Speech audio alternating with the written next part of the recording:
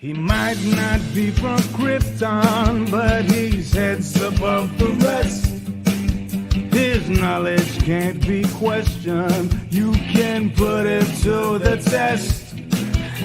So if you want to hear the truth and have nowhere else to go, I'll give you the solution. Just tune into his show and just kneel before Zod.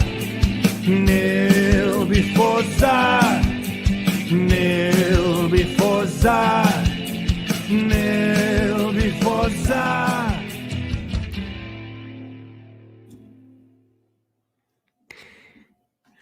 Hello, everybody, and welcome back to the Fandom Zone. It is the most earth-breaking, crowd-shaking, but never media show money taking. The man, the myth, the legend, the most electrifying villain in all of YouTube entertainment today. And welcome. Hi, everybody. Today it's going to be a very enthralling and intriguing show because I've got some serious stuff, but I also got some really, really goofy, funny stuff that I've got an article so ridiculous that if I didn't pull it up, you wouldn't believe this is a thing.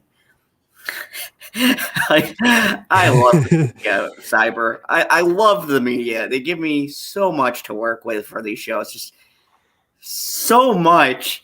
I read this one article, and I think you know which one I'm talking about. No spoilers. I saw it. You saw it, though, right? I'm excited for it. I know which one it is. It looks so I'm excited, too. I hope people out there are excited, because this is going to blow your mind. And when I tell you what this is, you're going to be like, why isn't this thing canceled? With all of these people worrying about this stuff, I think it might change this species as a whole. It's that chattering. But first, let me go through the chat, see who we got really quick. We got Lemon Pie, what up? Nikki, what up? Black Angus, if you guys didn't know, I was on a stream with him earlier talking about Invincible. Good to see you, buddy. Rebecca, a channel member, good to see you. Elizabeth Me, how are you? Let me see, did I miss? Oh, Jenny, what's up, Jenny? Tiffany, how are you doing today, Tiffany? And Christine, hi. Good morning. Yes, good morning if you are out there and it's morning time and you're just waking up. Of course, we've got these fine people. Justin, you were going to share in a magic article today. I am.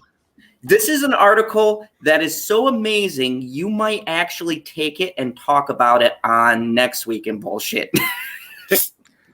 Oh, okay. That's a good idea, calling a show Next Week in Bullshit, where we predict.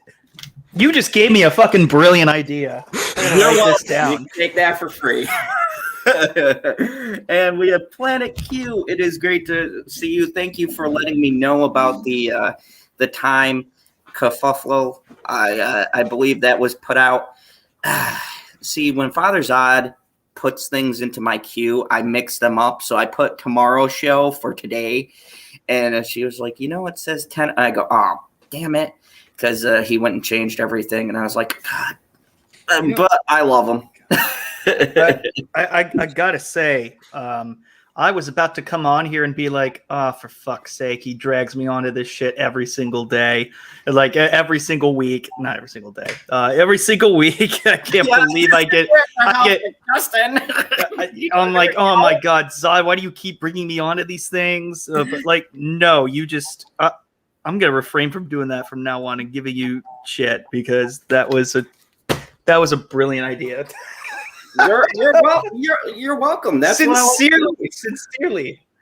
It was meant to be a joke, probably, but damn. I have my moments. And Mr. Pop Culture PB may be on. He's apparently in a coma on Husky's Discord. So wait, really?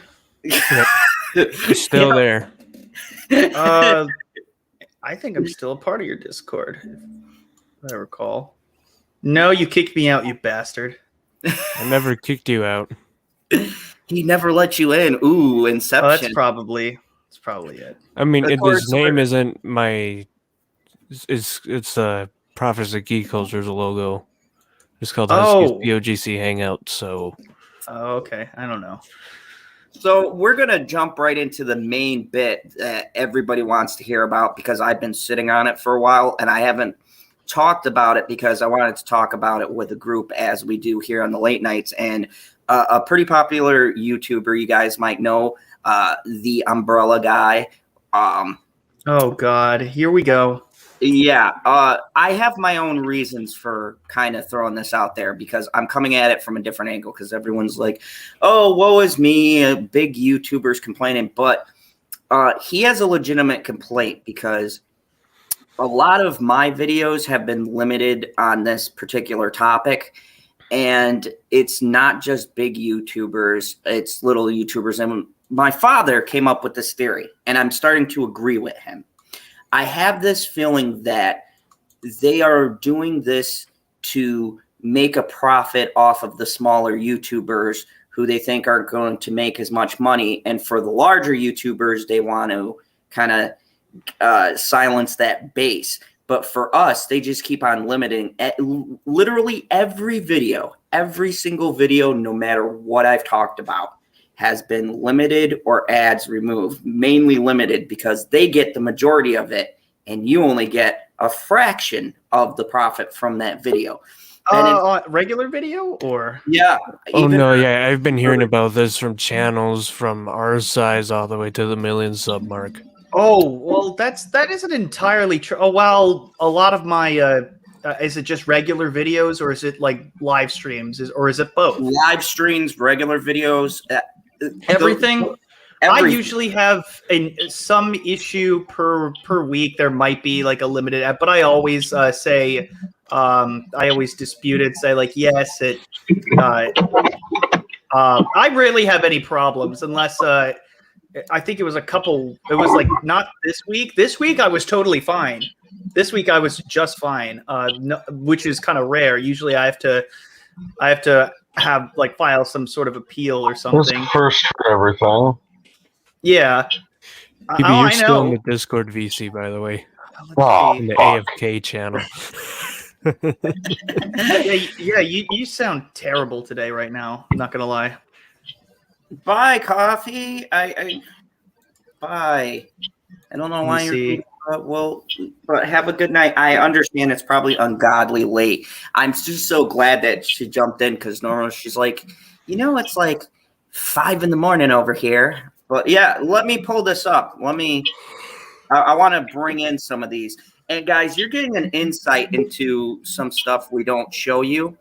But I think this, because it's not just hitting one person. This is across the board, and this is why I got the glare. Hey, what's up? Hey, what's up? You made man, they demonetized me back in 20. They're doing to YouTubers. So, okay, so this is the 50 live streams that I've had. All of them are twibs mostly. So most of them are fine. Occasionally, I say a bad word or something.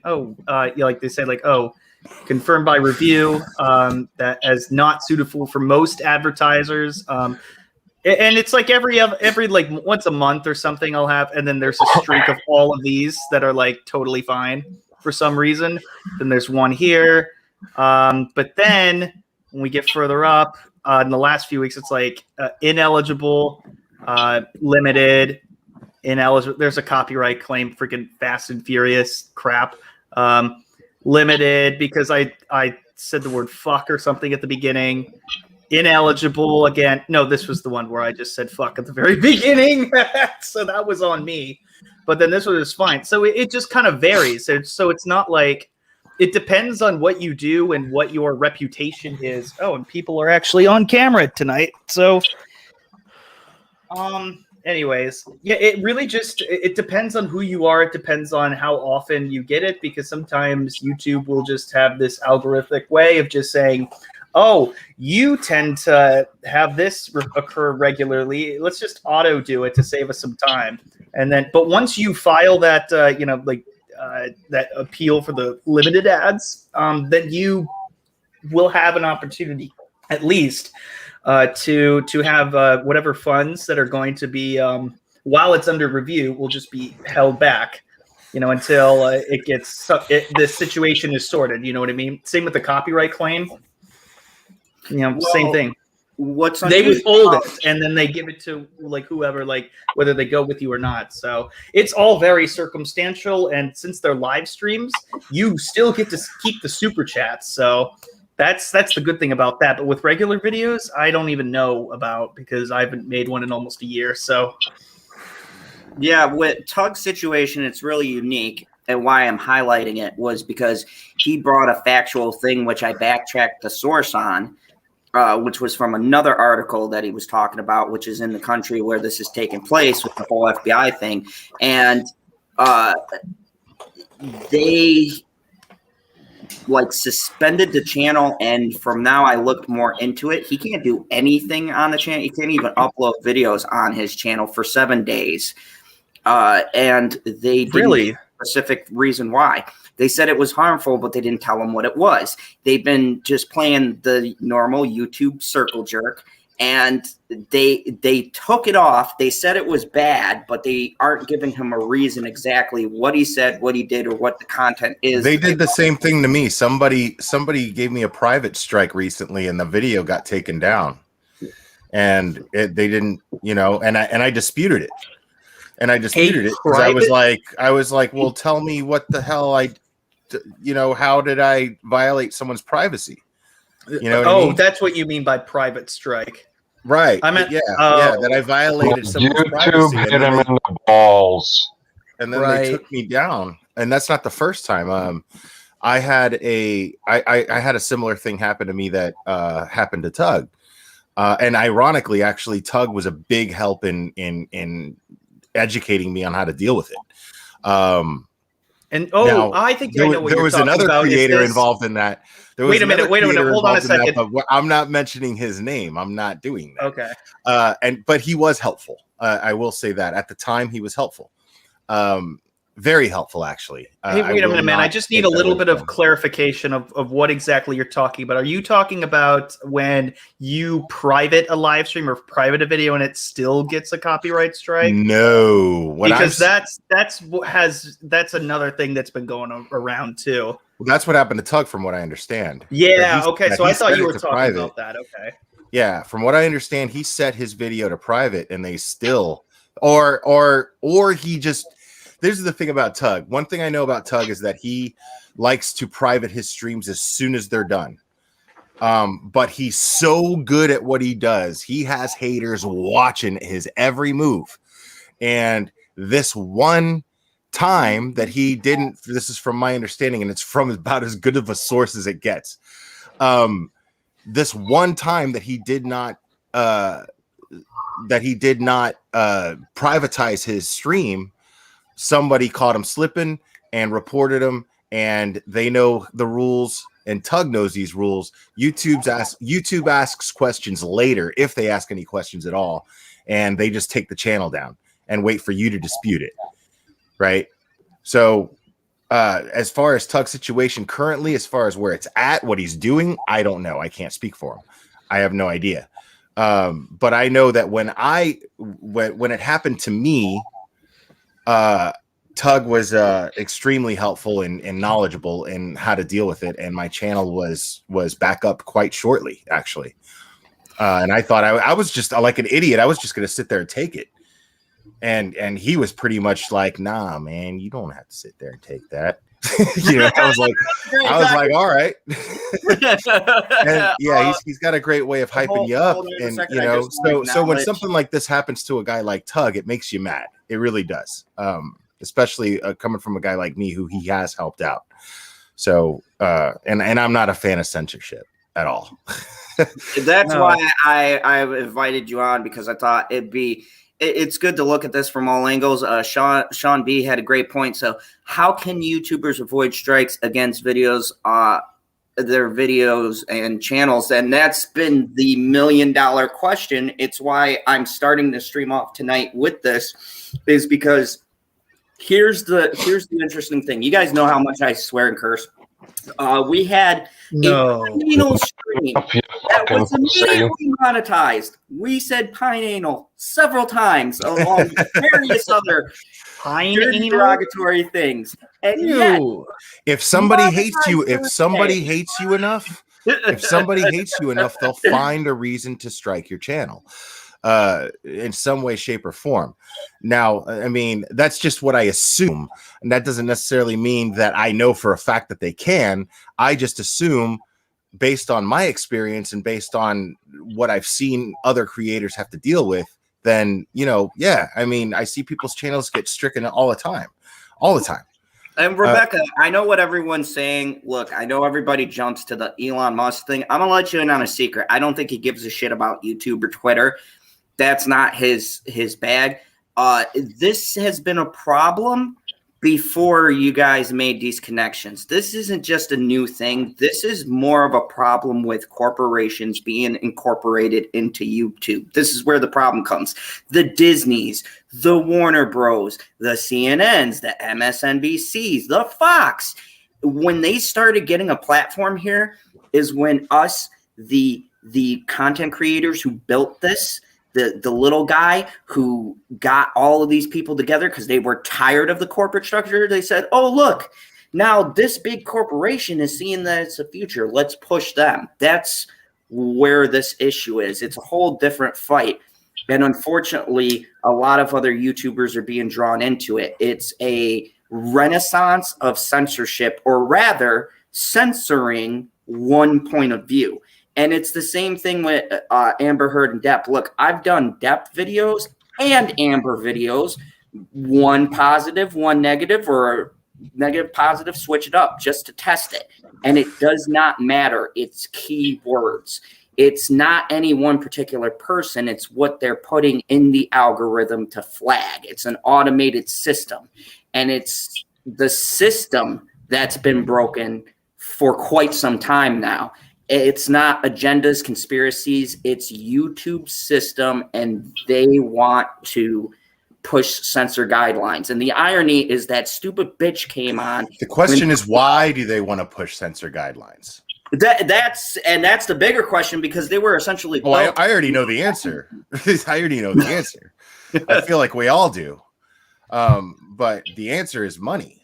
The bottom line is the culture. The culture right now, popular culture right now, is catering to a particular demographic. Well, a particular just a particular idea, a particular ideal that's going out there, and that you need to get on board with it. Is the message? Get on board with it. You know, it's funny, and it seems like because what's popular is, if it offends me, then don't say it, right?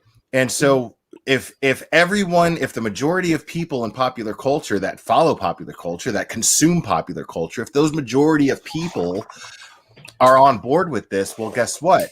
These are every advertiser's consumers, are they not? So they have to cater to the advertisers. The only reason you get money for your live streams, the only reason I get money for my live streams, the only reason anybody here who's monetized gets money for their live streams is because ads run on your lives or on your videos. And those are the people that matter. Those companies that run ads, that need their companies advertised and use YouTube as a platform to advertise their product, well, YouTube is going to cater to them. You know what I mean? Yeah, that's one part. They're not going to stand up and go, "Oh, free speech, that's what's important to us." Fuck money. You also have these channels. You also have these channels that mention.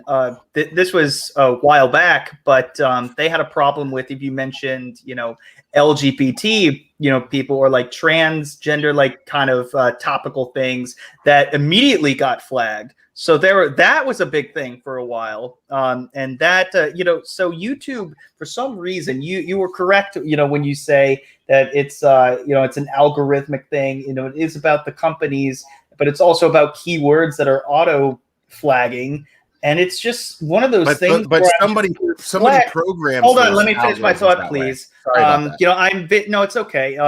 I do that all the time too, man. But I'm absolutely. It's because I'm stupid. It's because I'm stupid, and I'm afraid of forgetting my thought because I'm so. I am so the same way. That's all it is. The same way. I mean, no disrespect. I know you do. We would, we would. No. But what were you gonna say though? Because now I totally forgot. No, now I forgot. Now I feel like an asshole. Now I feel like an asshole. We I'm just so sorry canceled about each that. other out. Yeah, we No. totally did. No, but no, it's just so it's so interesting that YouTube finds different ways of censoring different communities and different groups at different times and sometimes simultaneously. It's just there is no consistency. There never has been consistency unless it's about extreme topics, and even that, that I literally years ago saw like a how do I phrase it without getting this? It was like Just can phrase it whatever way you want. You're in the fandom zone. okay. I Amen. literally saw well a said, Holocaust denier video, like legitimately, and I was like, "What the?" I was like, "This is like, oh wow!" But that was back when YouTube was like more for the free speech. Like anybody could upload a video and it wouldn't get flagged or anything. But that I can understand why people wouldn't want to have on and turn off the ads and stuff. But it's so inconsistent that I am just perplexed by it's like, which topic are you not allowed to talk about today? What keywords aren't you allowed to say? And Exactly. and if it's And really why about can't I make a JFK and if it's really assassination about joke video, the but somebody else advertisers- can? what's that? I'm back with that. Nothing bad ever happens to the Kennedys meme happened. I made one. As soon as I made it go live, it was flagged, striked. I tried to appeal it. They said no. I ended up deleting it. And then about a week later, somebody else made a JFK assassination joke video with a nothing bad ever happens to the Kennedys. And they added a deepfake to it too. And I'm like, well, how come they can have their shit, but I'm not mine even is seeing bad? these, and I'm already laughing at them. Yeah, it sounds so ridiculous. But if it's really about the advertisers, then is it the advertiser saying, these are the things that we can and cannot have, or is it the YouTube? advertisers dictate everything. Well, think about it. You look at big creators like there's big creators that I'm friends with that have sponsors that they will in the middle of their lives go, let's talk about this and this and blah blah blah, and then they'll sit there and spew. They'll instead of just having ads run, they will verbally promote this product because this sponsor pays them to do it, right? Oh Now, yeah, in the video, now regular video. Oh, right. that happens all the time. Now, yeah. if this creator decides to start saying things that are more than likely or even possibly going to offend the majority of that sponsor's consumers, then that sponsor is going to be like, okay, yeah, we don't want nothing to do with you no more, Suck all the dicks. because you're messing with their money. You know what I mean? Really quick before we continue, I want to get to some super chats because I want to let you guys know. Thank you, because I may need these. The Rookie Critic says, yo, guys, YouTube needs more rivals. I 100% agree. They need more competition because, like anybody else, when you dominate a market, you can set your own rules and change them whenever you want to. Another $2 super chat from the Rookie Critic says, also, member Chimps Blanks from yeah. How long did you guys go on for? For I think that was on Angus's channel. Yeah, I'm gonna actually bring that up tonight. And Planet Q's Queen says, If I get it, I got a fun picture of one of the people who advertise the money. Planet Q's You're gonna Queen love it. $5 says, so at Mr. Zod's fandom zone, should I stop putting? No, you can put those hotline numbers in the chat. That's not what we're talking about. It's what we talk about on a panel or put out there is the issue. And we are confused from week to week what is allowed because YouTube doesn't make it very specific. Curtis YZ says, Hail Zod and the Phantom Moonace, and short-term memory. Thank you. Moonace. Yeah, because we have it in one of our late night talks things. It's right behind your picture, you pud.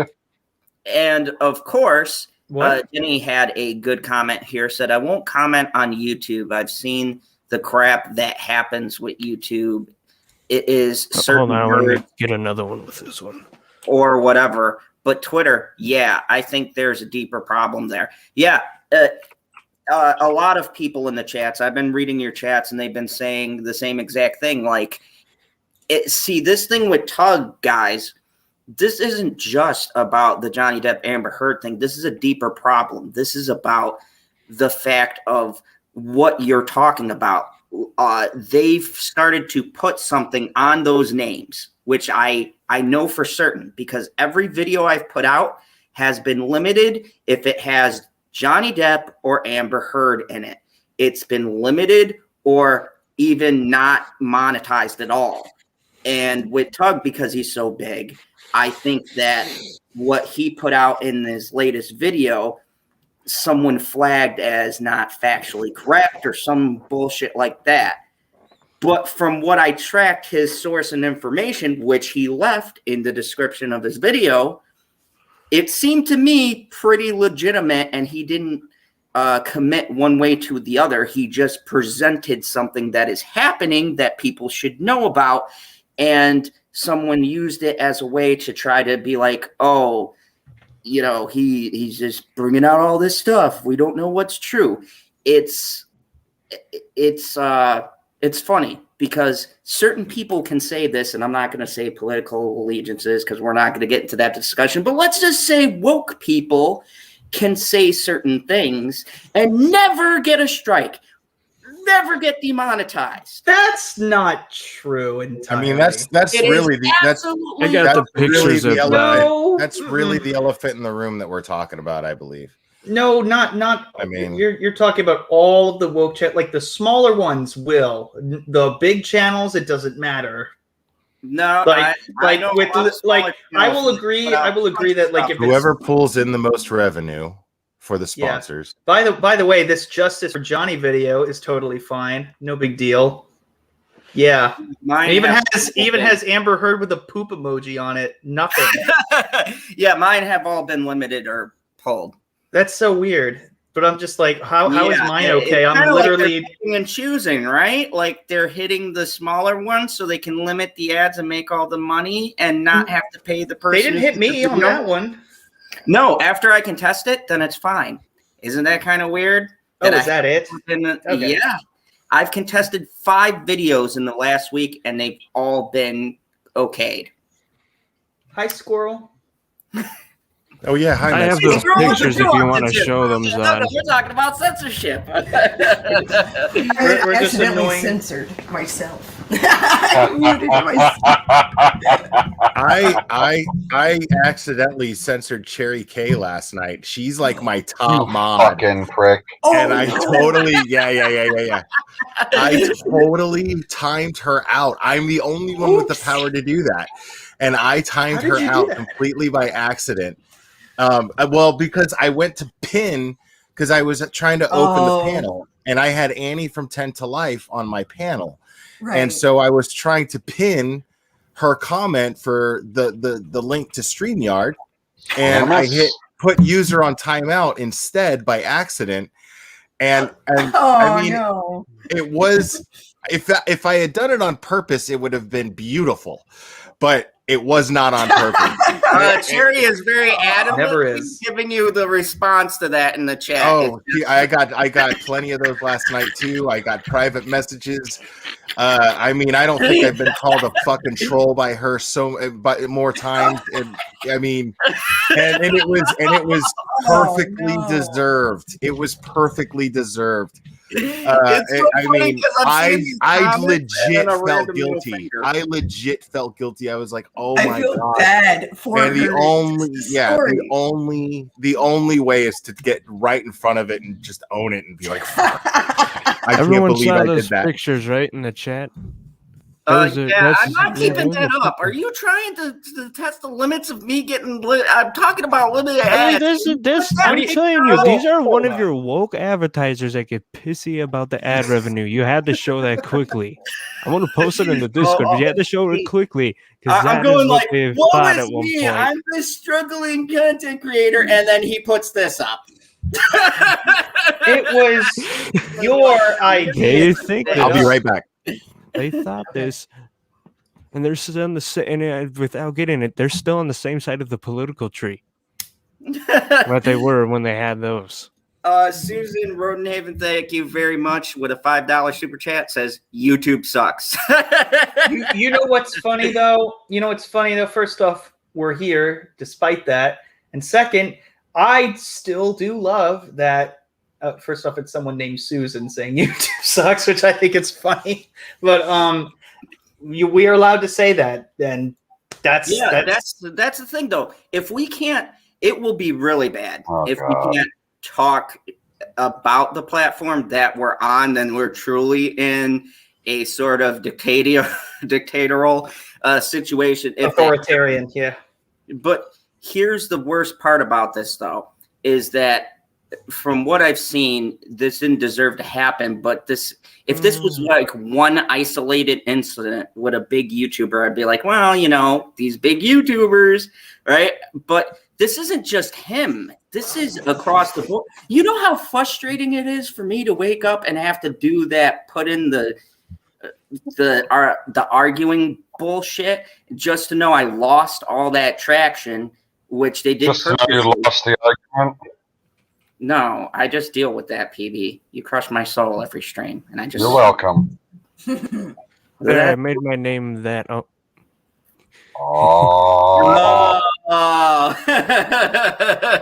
The rookie critic says, "Here's a $1.30." Heyo. The rookie critic with a $2 super chat says, "Here is a $1.30." PB already read it. No shit. You know what?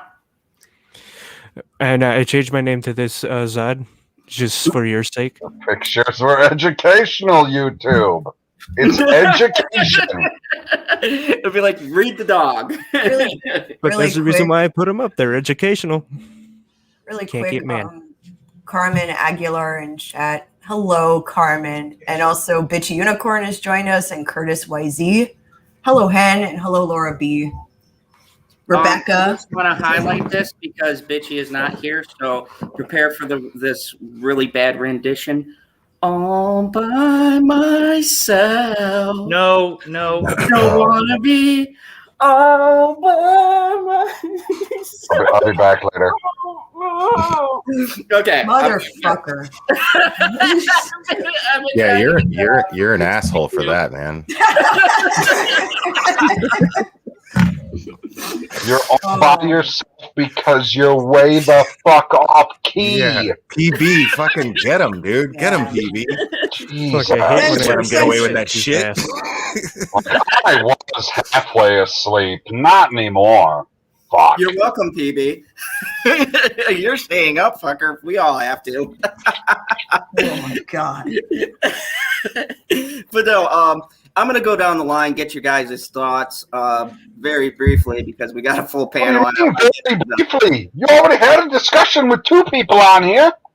We're Yeah, exempt. I gotta get the rest of you now. Who were the two people who talked about it? Cyber, what's your feelings on this? Wow. Well, even though I'm not affected by it, I have been affected by YouTube's monetization policies because I was demonetized in 2018 because I did not meet their requirements that they now have for everyone, which is 1,000 subs and the 4,000 watch hours. You used to be able to click it, and then now they're just squeezing that and draining it away more for even more creators, and that just sucks for you guys. I've already felt this thing, and now you're feeling this thing. And I don't want everyone to feel that fucking sting. It's annoying. Even though I was making really maybe is. a penny before they did all that, it's still. It's like a sucks. mosquito. It's like a mosquito biting you that no matter how many times you slap it, it just keeps biting you and sucking your blood. So it's just like an annoying little pain that is just gonna stay there until it decides to get off you and fly away. And it's really, really annoying. And plus, we got beef. Hey, Beef. What's popping? Who got beef? Oh my god. It's the eldest squirrel. That's who that is. It's been a while. Yo, Yeah. did anybody catch Rob Rules' stream or not stream, but video that he posted earlier today? Oh no, I gotta watch it. I didn't see. I didn't get a notification. Like about the death threats or the wishing death tweets on Johnny Depp. Oh my god, really? Dude, like I was laughing so hard.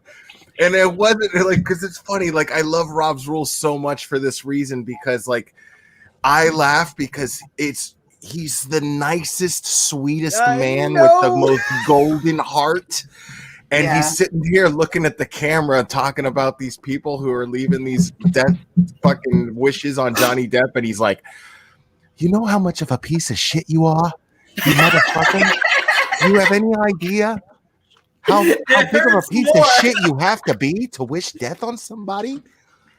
How dare you? How do you walk around? And I'm sitting here fucking dying, dude, like in the break room at my job, like fucking spitting food out, laughing so hard.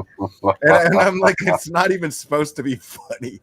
Like Rob Rules is like dead serious when he's that, you know what I mean? Like he's not kidding and he's not doing it for content. Like it's I know he's being so genuine, and he's one of the nicest guys ever. Whenever whenever he's been on my stream, my mother found out about my channel, and I'm a little embarrassed about that. I'm like, my dad knows my channel. My mom watches my channel, man. My mom watches my channel. No, it's nice. But she has said like he is my favorite of all of the guests that you've had. Apparently, you have all these ruffians, and then you have Rob. No, Totally. She doesn't talk like that. But no, she's like, my favorite is the New York guy. It's like, why? It's like, because he's nice and he's funny. I don't know. How would you feel if somebody wished you would be, you piece of shit? How would you feel? Like, it's so fucking funny. And I was like, get him, Rob. Get him. Rob's a sweet guy. He's such a sweet man. So to hear him get upset, it brings me a little bit of joy, because I know that he's just like, no, just stop it. You know? Yeah, and it's not an upset that you feel sorry for him for. It's an upset that you're just like, man, you got robbed to that point. Oh, you motherfuckers, look what you did. Yeah. Look what you did. And so I'm laughing out of like, oh, get him. You know what I mean? Like that's kind of my that's the vibe behind my laugh. You know what I mean? I'm definitely not laughing at Rob. Like there's nothing to laugh at. He's full on respect.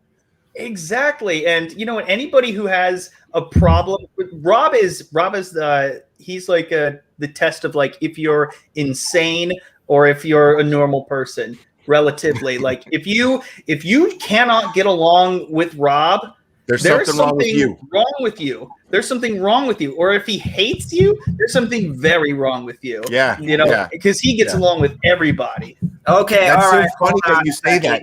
I use that to describe good people all the time. All the time I go, if you don't get along with that dude, you need to look in the mirror. There's something wrong with you. Like, and you always need to have those people in life. You know, if you're like dating somebody, that's it. You need Rob to get along with them. Right. That's it. Exactly. Hold on. All of you gossiping head. We're done, okay? We haven't even gotten to the first article. We're making endearing observations about Rob. How dare you interrupt our shilling of Rob? Okay, exactly. It's like this is an A/B conversation, Zod. See your way out. Exactly. On your own. It's my show. It's my show. Get him straight, BB. I swear to God, this is the only channel where people are like, I love that show where the host gets roasted and everyone knows what you're talking about. They're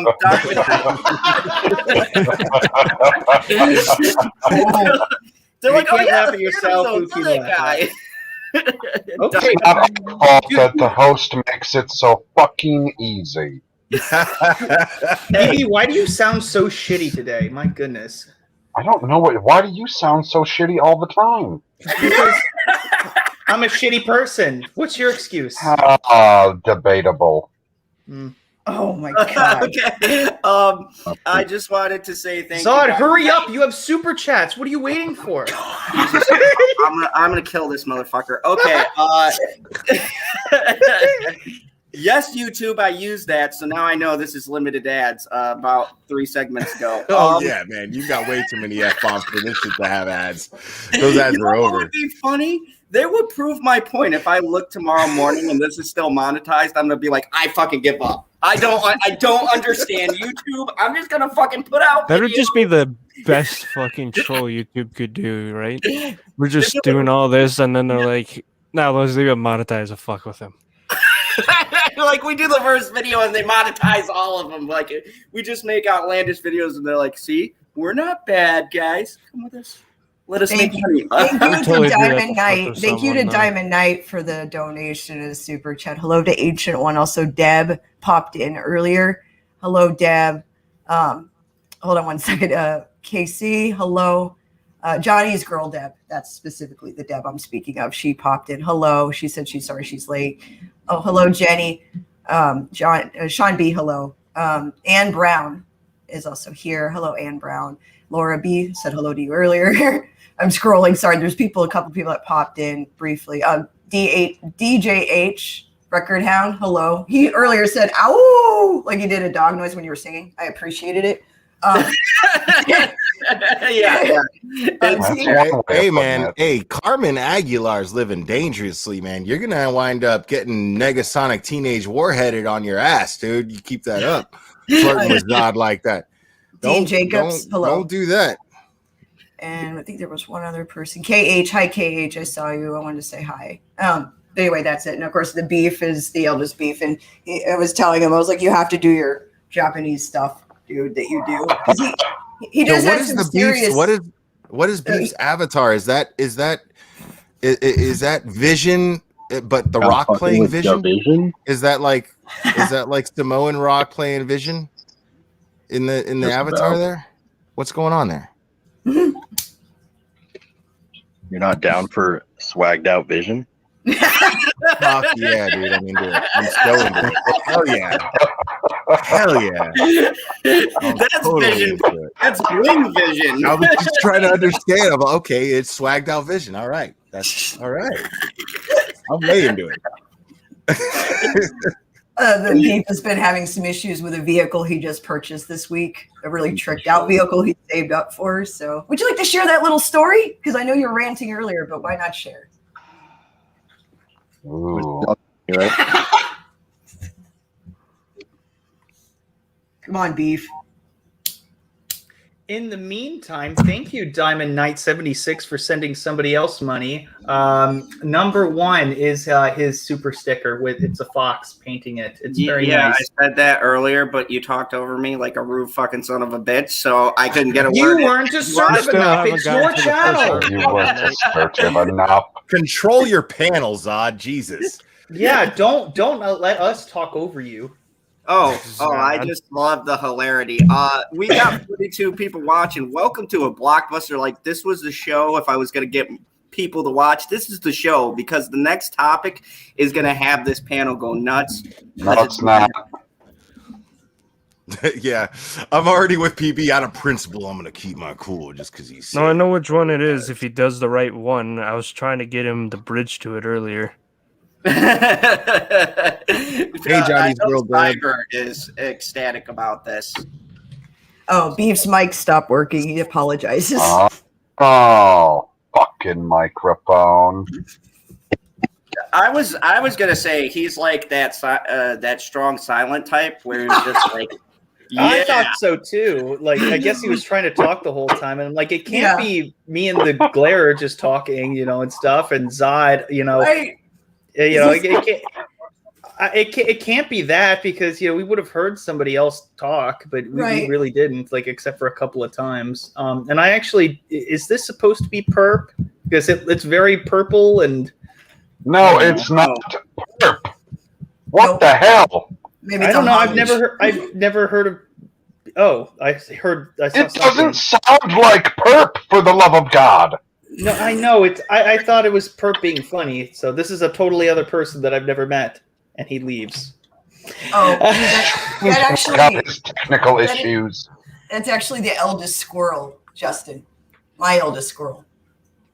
Oh, He's been Oh on my He's God. been on stream before with PB and a really? bunch of us. Yeah, a long time ago.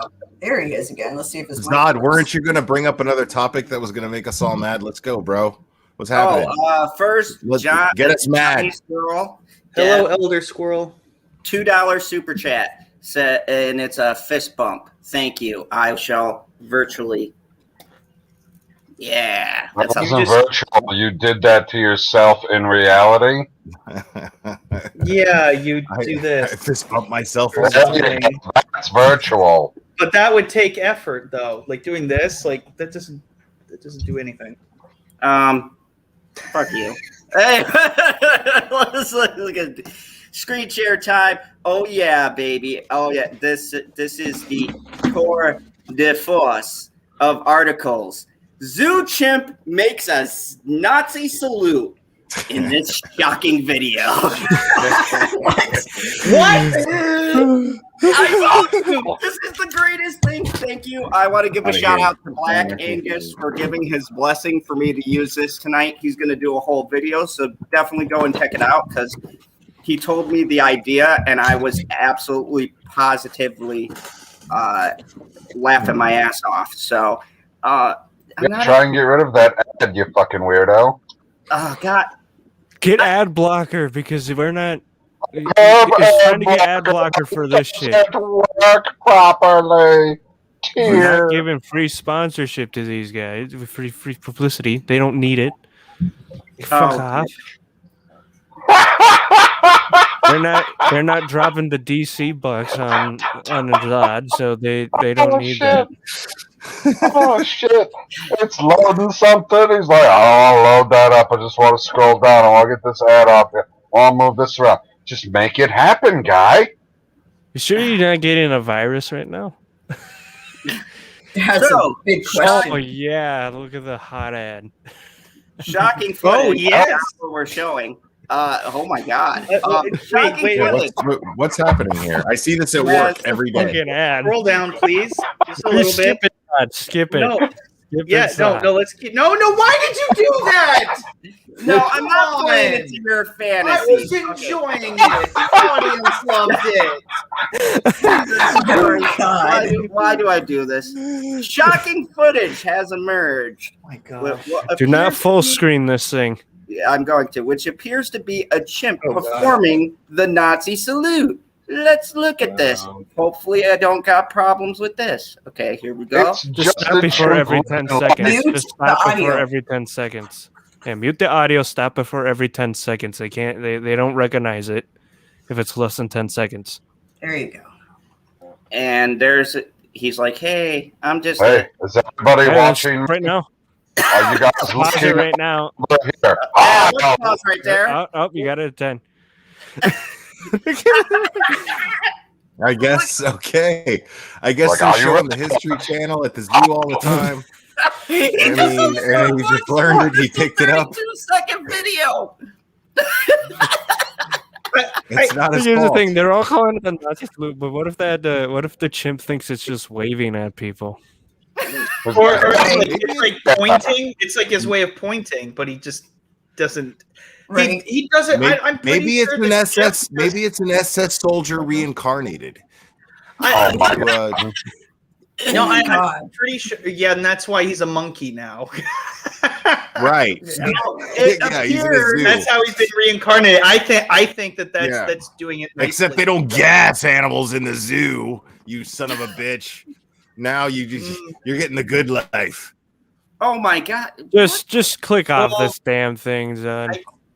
Yeah, we saw the video. That was all that was important. Jesus, We're gonna start a He petition. that image was disgusting.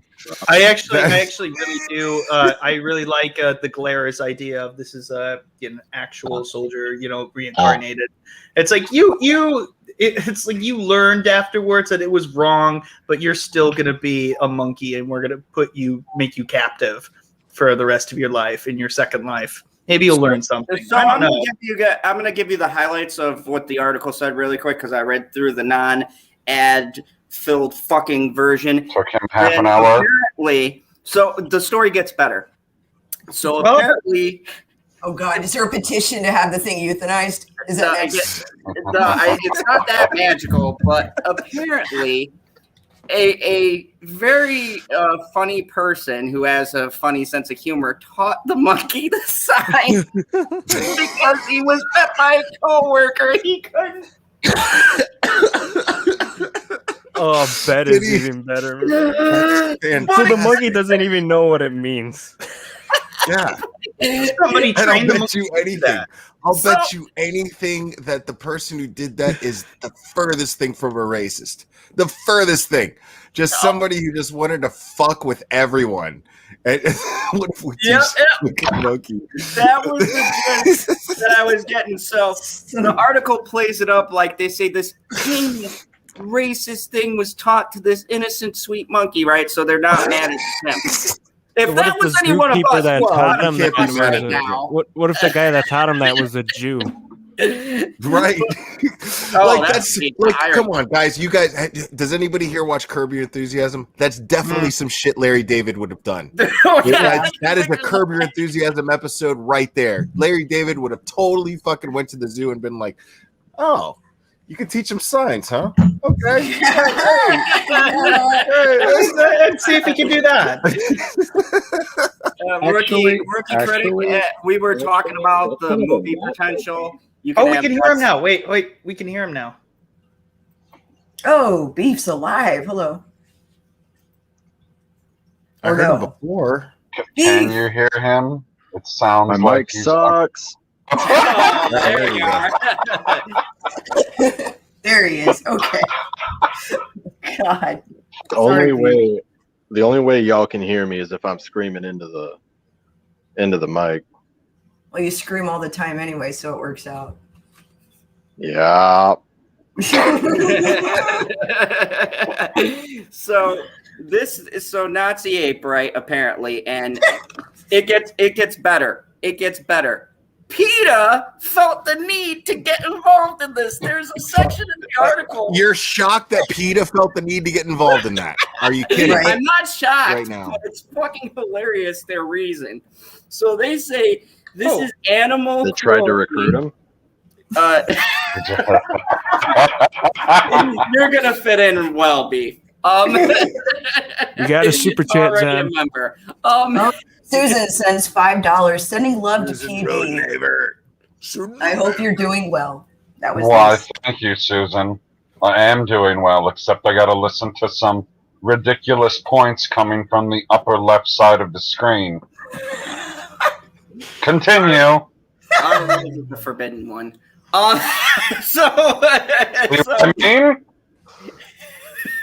So PETA said that this is psychological, I shit you not, psychological warfare on these poor animals.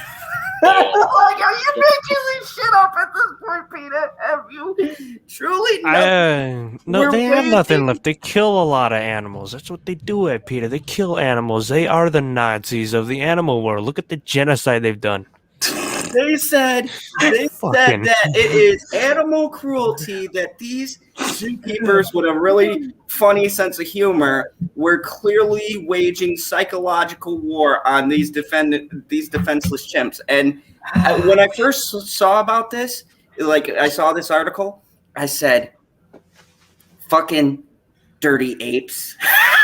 Can't wait for years from now when the monkeys look back on our history because we all gone extinct and they go, "Look at this, guys! Look at what the humans thought of Listen, this guy, man. y'all are That's so y'all stupid." are over here cracking jokes, man. But that's the first in an army of Nazi monkeys that are gonna wage war on the whole country.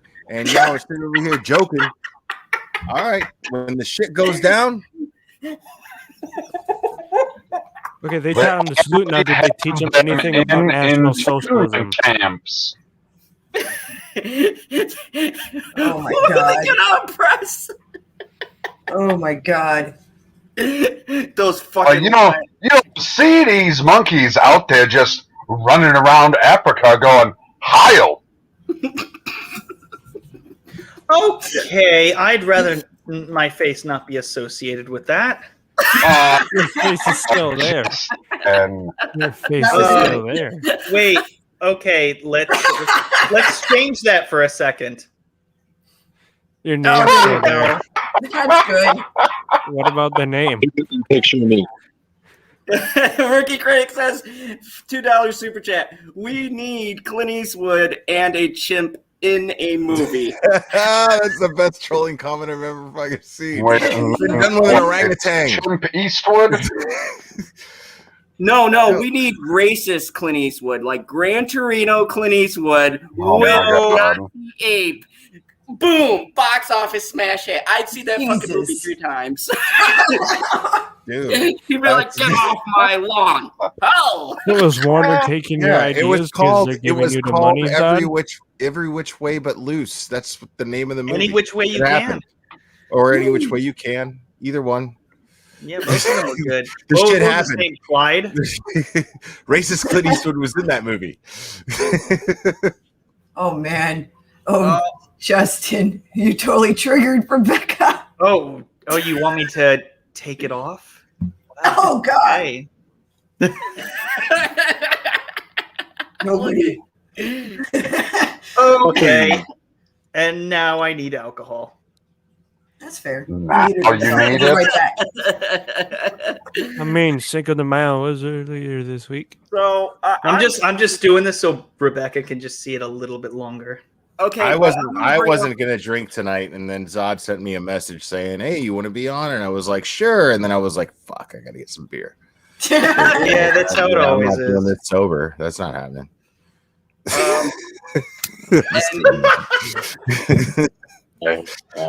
She's And honestly here's just the most. here's the funniest part about this. This proves the woke are hypocrites because where's the cancel chimpanzee slogan? Get on this. There's some racist fucking monkeys in that zoo. We need to cancel them. Where are you guys? I don't see the big banners about how these Also open up chimps gates are and shit. oppressing them, the other primates. How the gorillas feel mistreated by this Nazi-loving chimp just throwing this sign around, hurting his feelings. I mean, there's some serious ramifications going on. Zod's over here having a fucking meltdown. I can't. The fact that this made international news should really see that our country is when this is more interesting than anything else in the world. I don't know. This is fucking front page news. Oh my God. I mean, what does his mother think about this? Oh, The chimp's mother? Yeah. The chimp's mother hasn't talked to him in a week. It's sad. This That's is what I'm saying. families. I haven't had a conversation since this went viral, This and is what now happens. he's sad. See, this is what happens when political views differ in a household. That's what splits the country. That's exactly what splits the country. It's a sad thing. It's a sad thing. There is a broken home, right? Exactly. There is a broken home right now. There is a broken home. This is serious, folks. This is serious. I mean, there's a reason why he's there doing it all alone. You don't see any other chimps saluting. Punch I mean, chimps. you gotta give him credit for standing by his convictions. You know what I mean? Like, fuck I all mean- y'all. I'm not trying to fit in with all y'all. I know what's I right. suppose I can give him That's credit what for that chimp that. believes. That chimp believes in its crazy racist convictions. that I stand alone. That would be the most honest chimp in all of the animal kingdom. Like the other ones are. Has the internet taken his picture and put it on Mein Kampf yet? That monkey's picture. Oh,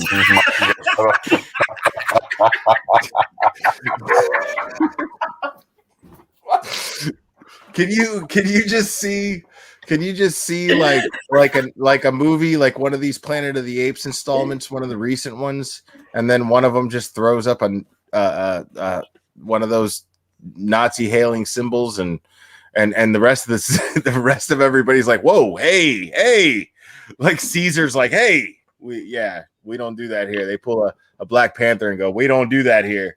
And then just they exile the one racist monkey. Like, get him out of here. And then he creates his own National Socialist. Exactly. That's a monkey whole thing and Planet of rises the up. Apes installment right there. That's a whole Planet of the Apes installment there, because there's another monkey going, maybe he's onto something. Hold We on need to listen to him. Hold on a second. Zod. Fucking say goodnight to Bitchy Unicorn. Yes, I just Oh, saw God. that. I was dying in the bathroom, literally in tears. Good night, my sweet love. Don't mock her. You think I'm mocking her? Porn. I've only been watching romantic movies for almost a week. And you sounded like that? Good night, my sweet love. What the fuck was that? That's called feelings, PB. It's called a heart. Shit. Fuck their feelings. Oh, that's No one- Those kind of is. feelings ain't it? I've been alive for a while and nobody tells me what the fuck feelings are. Zod, your feelings feel like somebody needs to have an STD test. That's what that feels. Oh my goodness. To We the had 43 Oh. people watching until the Nazi chimp. See, this is what these symbols do. We lost people because they were like, nah, man, cancel Good night. that Nazi bastard. Good night, Tiffany Daniels. Have a Good good night. night, Tiffany. Thanks for hanging out as long as you did. I know you didn't want to put up with this motherfucker, but you know, we do what we can. Also, Diaper JD popped in earlier. Hello, Diaper JD. How are you? Hello, Cherry K. Diaper Depp. Hello, how are you? And then Hen. Hen says at Mad Squirrel at PB Paul Culture PB. Did you see what I said about the YouTuber in the UK charged with hate crime for pranking his girlfriend by training her dog to do the Nazi salute? Yeah, I thought he was in Scotland, wasn't he? I forgot the name of the YouTuber, but yeah, I remember that. How obsessed are you if you have a dog and you're training your dog to do a Nazi salute? Like, you are a dangerous person. Like, seriously, Obsessed you're a with seriously trolling dangerous your person. woman? No, you're not a dangerous person. You just have a German Shepherd, and it'd be funny as hell to have your German Shepherd do that. Yeah, fair enough. Either you're a dangerous person, you have a really sick but brilliant sense of humor. Yeah, good point. It's a very fine line. I mean, we Right. walk it all the time. True. I do not walk on a fine line. I cross the fucking line. I look at it behind me and I go, fuck you, line. I'm saying whatever the fuck I want.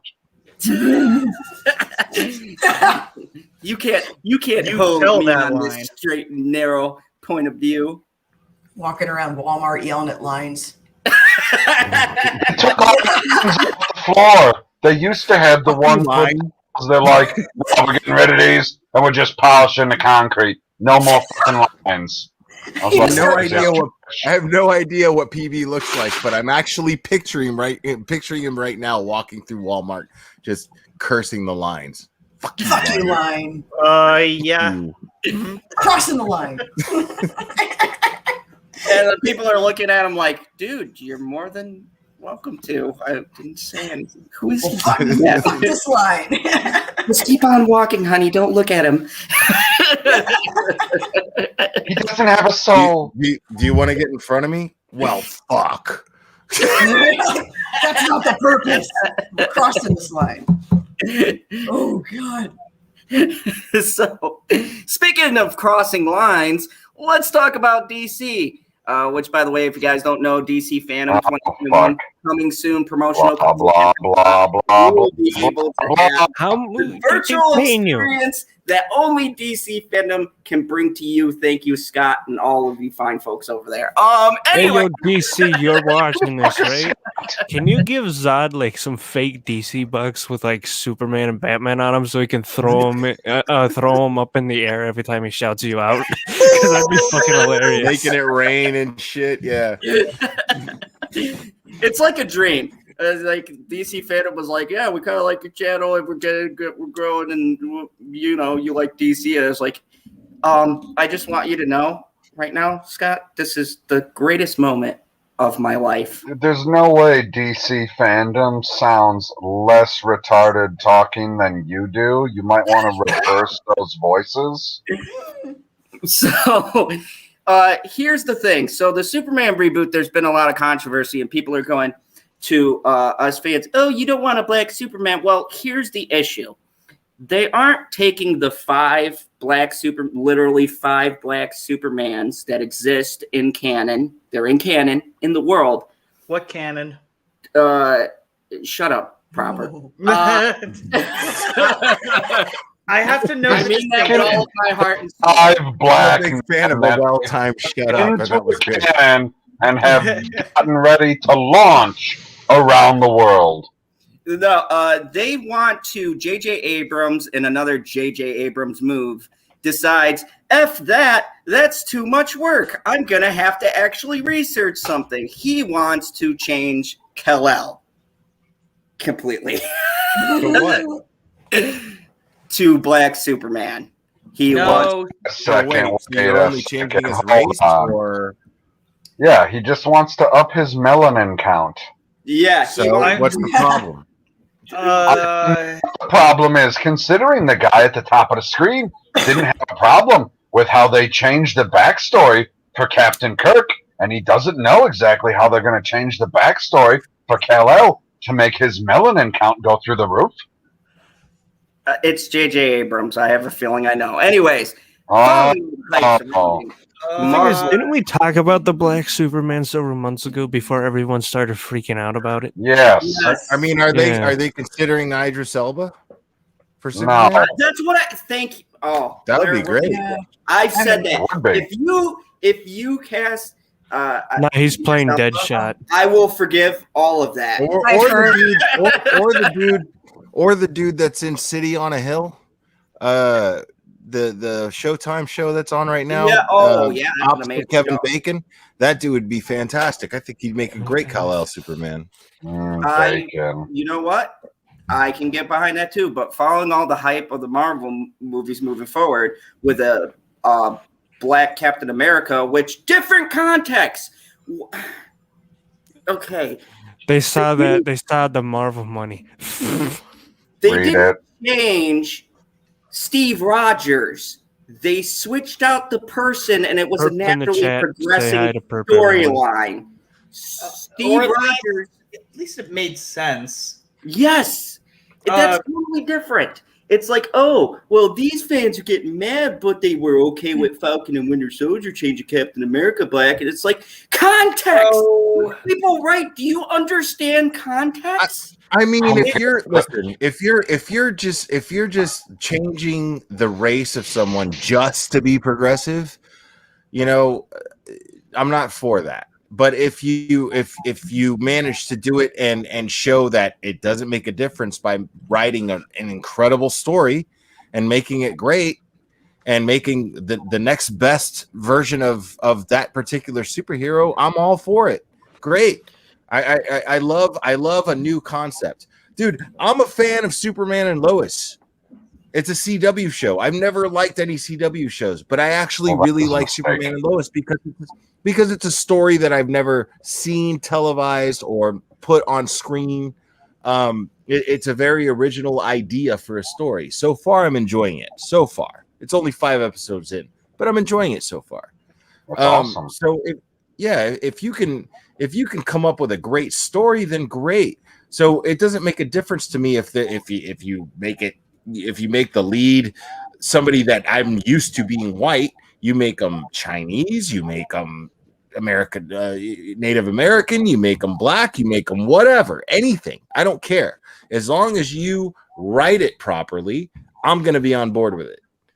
You know? So like, there's this thing. Like, and I'm not saying right around Miles Morales. Miles Morales right is a around different that. Spider-Man. I know he's a different, but that's the thing. That even goes with the thing with Falcon. Miles Morales can go invisible, and I believe he has like special energy punches. And then a Falcon being Captain America is Falcon being Captain America. 1, he does not have the super soldier serum, and 2, it's Yeah, I don't like Falcon, that. and he has his wings I want and him to get the stuff. super soldier. Yeah, I want him to have the super soldier serum. I do. No, Yeah, I but, like that. I disagree. I'd like that he refused to take it. Oh, I like that he refused to take it, but I still want him to end up with it. All right, and back to the actual article. Just for the action. That's all. Just for better. He doesn't action. need the drugs. That's He all. doesn't need the makes- drugs. Oh no! Don't do drugs, kids. Jesus Christ. What makes this worse, though, is the way that they did it, because it doesn't come off as them caring about the character, as everyone has stated. It's first off, they announced that they were officially firing Henry Cavill on his birthday. Oh, poor Anna. Supposedly, Henry Cavill's an asshole anyway. Well, So I mean, DCU's just knocking them out of the park. Misrepresentation of the truth. It literally says right here, THR dropped their story, which doesn't mean that's when he got fired. He could have known weeks, if not months, before they wrote their story. You have no fucking clue. Why are we looking at We Got This Covered, though, Zod?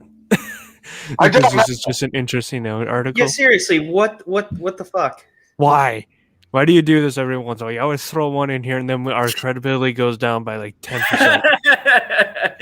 It's pretty much the same through most articles. This was just the one that happened. He always says that Look too. at the when trash on the when he side of has this one of article, though. Ghislaine Maxwell's first Whoa, picture. whoa, behind whoa. bars is Do turning not heads. defame my orange man.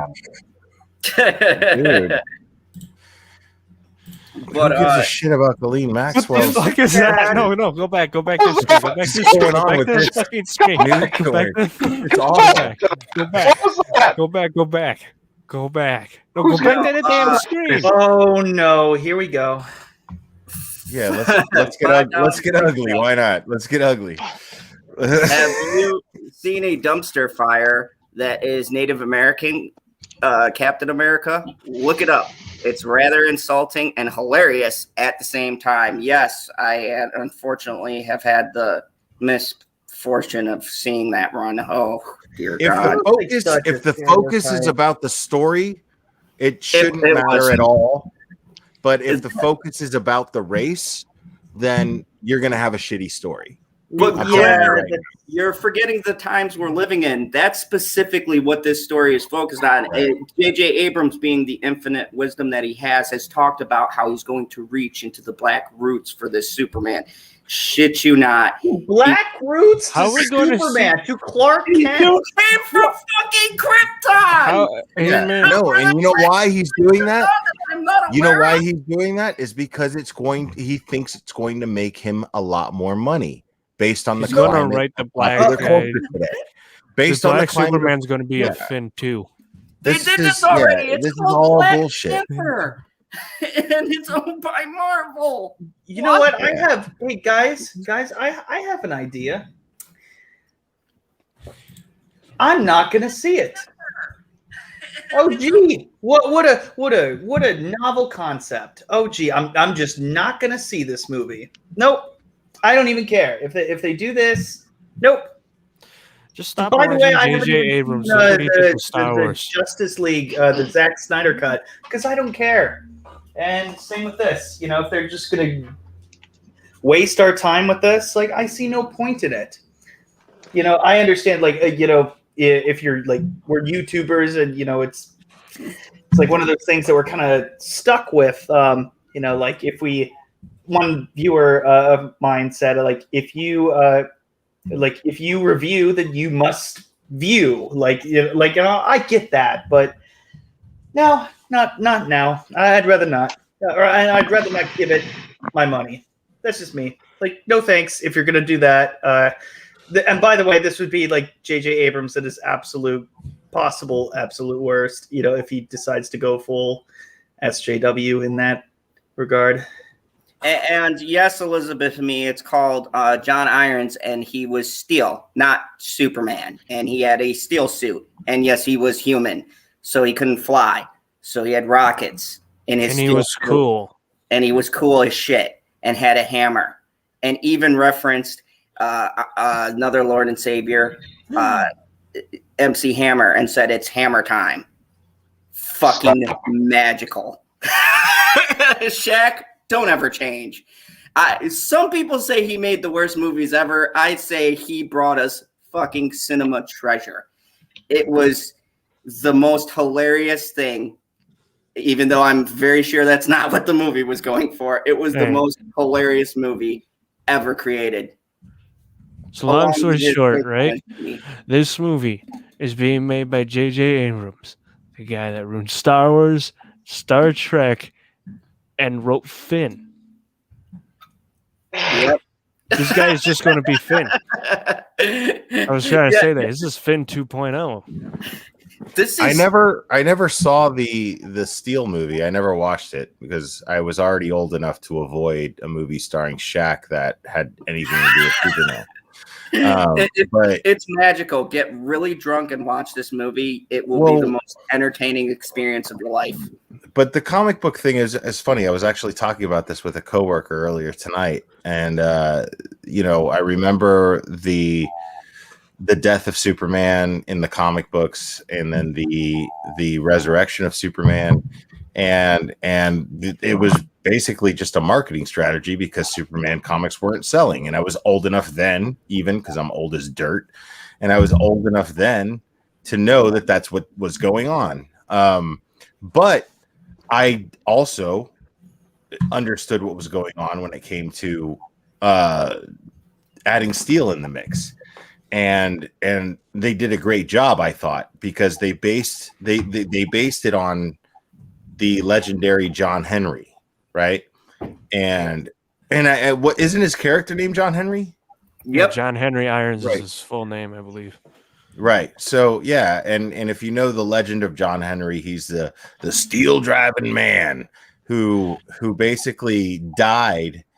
He fucking won. Building, He won. He I think, wasn't it? Yeah, there was some sort of contest. Yeah, against a machine. Contest against the steam-powered hammer. There he is. Yeah, and he beat the thing and died doing it, which I think is an amazing legend. And I think it also, as far as the Black community goes, is a great example and a great hero in the legend.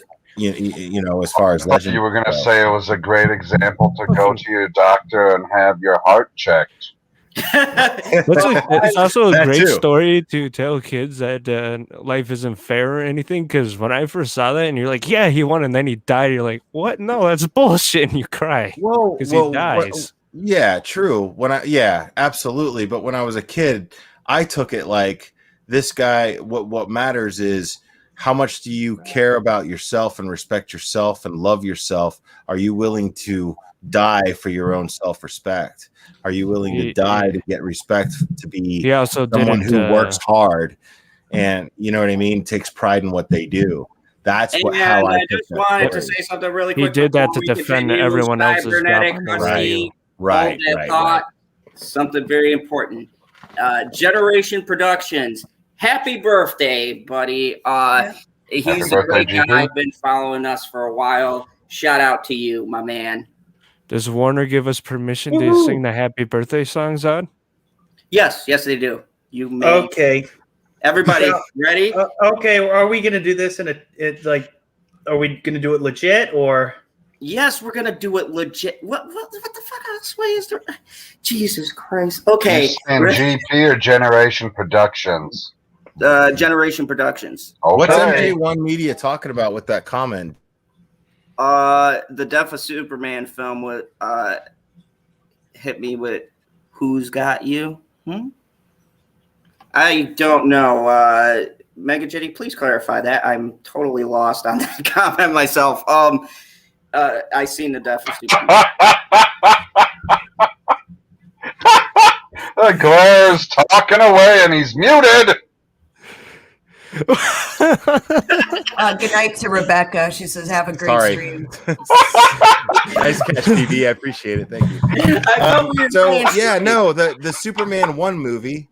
The Superman 1. It's funny because I thought the reason why I didn't think I was muted was because I brought up the comment that was on the screen, and then Zod acknowledged it, and I was like, "Oh, he can hear me." Yeah, Nope. the Superman 1 movie where Lois falls out of the helicopter and Superman catches her and says, don't worry, Miss Lane, I've got you. And she says, you got me? Who's got you? Who's got you? Right? Mhm. So that's what I got out of that. But he's saying the Death of Superman movie. What Death of Superman movie? What are you talking It's about? an animated DCAU. Oh, I did watch that. I was really drunk when I watched it, though. It was great. That's probably why I don't remember. So I'm gonna go 1, 2, 3, and we're gonna all sing as a panel "Happy Birthday." Okay. This isn't gonna. Who's this for? Okay. And Generation Productions. Ready? And Okay. 1, Oh and Jesus! 2, and 3, and Happy happy birthday birthday to to I have to be really quiet because it's really late. But- Generation Productions. You know what? I'm gonna lip sync like I'm singing my heart out. All right, here we go. Look! I'm trying to tell you guys that if we try to be in sync, it's not gonna work. I've tried this before, so on my channel. Are we actually going to try to be in sync, or should we just embrace the fact that we're not going to be? I promise that I'm gonna be in key with all of you. We're in sync. Who's Justin Timberlake? Oh my god. Okay, let's try this again. I'm telling you, the work guy. GP, I'm so sorry. it's not going to work. If you try to do it in sync, you may as well embrace it and just. You are such a pessimist, Justin Proper. You are such a pessimist. Okay, fine. I will try. Let's do this. Okay, take 2 and 1 and 2 and happy birthday to you. Generation Productions. Happy birthday to you. Happy birthday. General, not happy birthday Oh my. and many more. May the good Lord bless all of us. And many more. Glare, you're mute. You were muted again throughout the whole thing. Oh, he did on Was purpose. I? Get out of town. He was in key though. He was in the key. I was We're all out of key. Like Was I Zod out was of key, first though? keeping Was it I out in of key? time, Yeah, I was and out then of he key. went. Zod was keeping it in time, and then he went quick and then went double time for part of it, and then he went back to the ring. You fucking suck at counting, Zod. The amount of oh my. I was the only one singing with any heart. Name in the middle. Those are not the words to Happy Birthday. You know what? I will just. I will say I was wrong. Nikki Harrison's totally like, that nailed it. sucked. Nikki We Harrison totally nailed spoke it. the truest words on 100%. YouTube in forever. I was so wrong. I'm sorry to doubt your abilities to orchestrate that beautiful melody, Zod. Yeah. Is that Thank this? you. This is we're called a gonna say metronome, Zod. That will never be forgotten. This will go down in history for all people live. What the? Oh, It's called was a that metronome. Yeah, it's called a metronome. Yeah, it's what you do to keep in time. That it was also birthday for Die for JD. Her birthday was on Cinco de Mayo. All right, let's do it. Yeah, it's on my cat's birthday. All right. All right, I guess I'm not we have to do doing it it. again, guy. All right, let's do it. 3. So, go ahead. You do the count, Justin. I have a good feeling about this one. Ready? This is like the break out that metrodome. 3, 2, 1. Happy Happy birthday birthday to you. Happy birthday to you. We're actually fucking trying. Happy birthday, Johnny birthday to you. Happy birthday to you. Woo, okay, that was so much better, That guys. was better. That was great. We found our I never muse. sounded better. I feel I'm proud of that. Before. I have a feeling you cheated, Claire. No, Blair would never cheat. never, never. Shenanigans. Carmen, I see you. Hi. $2 super chat, motherfucker. Phantasmagorical said $2 super chat when it's my My time, a happy birthday will suffice. When it's my Translation, birthday, a simple don't fuck sing. you will suffice. Yeah, exactly. I None of can you do guys are that. gonna know when my birthday is, so. Well, fuck you. Yeah, we've got to sing to you. This has got to be like a tradition. We'll just sing No, that. it doesn't have to be a tradition. Shut your pie hole. Just every birthday, this crew will sing for you that beautiful harmonic sounds. God. Good night to Christine BR. She goes, have to run, but have a great night, you all in chat and on Good the night, Christine. She was Although I not a believe fan it's of a our- good morning for her. Christine Yes. She was like, I heard what you guys did. I'm like, nah. I'm out. She's like, oh well, I got some other shit to do. So Sounds great, guys. I gotta go. Oh, bye, Clara. Oh, wait, you were. Jesus Christ. Okay, so our next wacky subject is going to Our be on second in an hour and a half in. Fucking hell, man. I'm not going to make it to the end of the show. I got to work in the morning. Yeah, Oh no, we're actually halfway through. I've got like I think one more halfway left after oh, this. Fuck. So Disney Plus has just quietly erased Agents of S.H.I.E.L.D. from the Marvel canon. No wonder. The reason why they did that. All right, reason it's why they time to got put rid the of- dog to sleep. The reason why they got rid of the Agents of S.H.I.E.L.D. from the Marvel movie canon is because they couldn't get Amber Heard. That's all. Okay. Oh, my God. If they had her. Universe. How do you bring her from DC to Marvel, Glenn? That is too critical. If they had her, they would have saved the whole franchise. Oh, Jesus Christ. Okay, so this is a sad day for the two people who are the biggest fans in this panel of this show, Mr. PB. Dude, how do you get, like, the entire show is built around Phil Coulson or the TV that he inhabits, and you're just going to get rid of it? That's what I said, those motherfuckers. Anyways, the launch of Marvel Disney Plus shows that have been so stellar this year marked the beginning of a new era for the studio, one in which its TV shows and films were truly connected for the first time. False. They had Nick Fury, played by Samuel L. motherfucking Jackson, on Agents of S.H.I.E.L.D. the end of season 1. So don't tell me they weren't connected because Samuel L. motherfucking Jackson was in one of the episodes. Okay. Well, what I mean, dude, but Agent Carter played the same person in the movies and in the TV show. So Yeah, And they they're had erased. Agent Carter, they had that. I was like, okay, cool. Life is Yeah, great. they're erased. I mean, not like I ever watched one episode of Fucking Agent rioted. Carter. I never watched one episode of Agent Carter. That's It a was great. mistake. Yeah, it was great. You Dude, know. it has Haley Atwell in it. What are you fucking waiting for?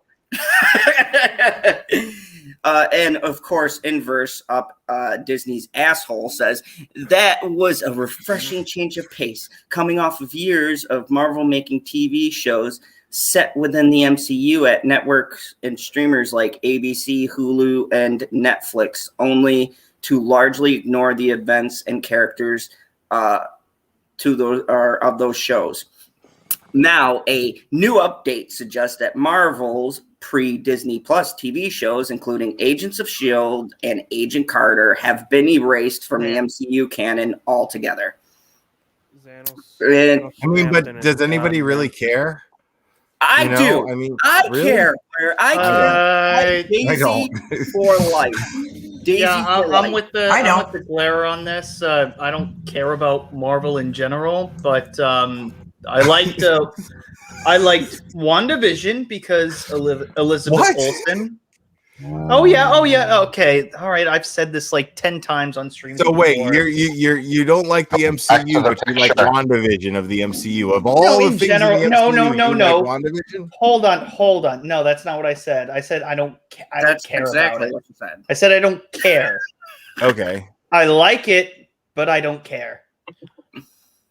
Okay. In terms of But yeah. Oh my gosh, if all the MCU, the only one I liked was WandaVision, that would be ridiculous. Is that what you thought I said? Yeah. Oh no. Yeah, it's totally what I thought you said. Oh no, not at all. Okay. What I liked about WandaVision was three things. You thought you took his spot. No. The three things that I liked about WandaVision were Elizabeth Olsen's face, Elizabeth Olsen's body, and Elizabeth Olsen's costumes. The thing he hated the most was when they covered up Elizabeth Olsen's chest in the newer costume. Yeah, exactly. Yeah, Justin's in heat. That's good. Yes. Hey, you know what? Crazy. Can you blame someone? I am blame not a dude associated with specifically Justin Proper on this panel. I choose to not be affiliated with his view, even though I do partially agree Elizabeth Olsen is hot. Oh, bitchy Unicorn's gonna be fine with it. Come on. She will be. She told me she'd leave me in a second for Joaquin Phoenix. I'm like, good choice. Man, one for Joker. Can't fault her. How am I supposed to go against the majestic? I mean, it wouldn't have hurt him to do a couple of pull-ups, though. You know what I'm saying? Like, the dude's back was like, and I was thinking, like, eat a cheeseburger, please. Yeah, dude, something. Eat two Man, he's a cheeseburgers. vegan, I think. He's Yeah, not eat doing it. mine for me. It would help me and you. It's the moment where you start eating and you feel Oh, so guilty. you stay the fuck away from my cheeseburger, motherfucker. 10 pull-ups a day, 10 push-ups a day. You're golden, man. He's fine now, though. just 10. You don't got to go beyond 10. But this proves, this to me, and PB, you can comment on this, maybe even Justin, this feels like a very Star Wars-ish thing to do, but in the MCU. Because what did Star Wars do? They just did the same thing. They got rid of some stuff out of the canon, and I don't mean EU, so all of you EU people don't go, oh my god, he's acknowledging me. They're fucking books. Roll the fuck up. No one gives a fuck about an obscured story that no one fucking read. Fuck you. But it's Thrawn. The only books that matter are the ones in Lord of the Rings, the Lord of the Rings continuity in the Legendarium. Yes, and Hen says Paul Bettany is a friend of Johnny's. Yep. Yeah, I like Paul. Johnny's girl dad made a comment. She has love for Paul Bettany, and I'm in the same boat. I think he's a great actor. Wait. He's friends with Johnny Depp. Yeah. Here we go. It all adds up as to why he's so insignificant in film. It all adds up. It makes perfect sense now. Rosard, what stuff are you saying that they're taking out of Star Wars? Is Ezra Bridger finally no longer canon? No. I'm so happy. I was so shit back, Husky. Get over it. I love Fuck Ezra. him. Okay? He's a piece of fucking annoying shit. You know what? You're just one of those people. Anyways, now I'm turning You just like him for his saber, which is kind of gay. Yes, I do love the lightsaber. It's the most interesting lightsaber in all of Star Wars. You tell me one other lightsaber that is also another version of a weapon. I love the hatred. Like Fast Oracle, just instant middle fingers. And Nikki, I love you. Nikki says, I love you too, Nikki Harrison. Fuck you, Blair. Oh my god, so funny. So no, this is my problem with what Disney has been doing, and it's not just this; it's also their horrendous remakes for classics. It feels like they take them and try to take them out of canon. They like decanonize so much shit, and then they're like, the decanonization started with the Netflix shows. Bullshit.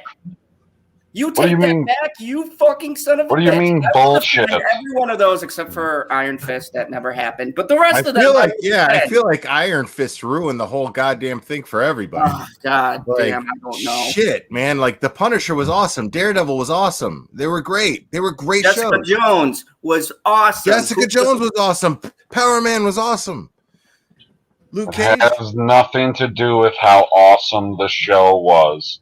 They were on Netflix and they were like, we're never going to directly connect you to the movies. We're going to give some vague references, like what was the show called when they all come together? The Defenders. And they're in New York, and they're like, yeah, there's something going on uptown. I was like, it's called a fucking invasion, motherfuckers. You can say what's going on. You can say the name. They couldn't legally say it. Agents of S.H.I.E.L.D., they say the name Thanos.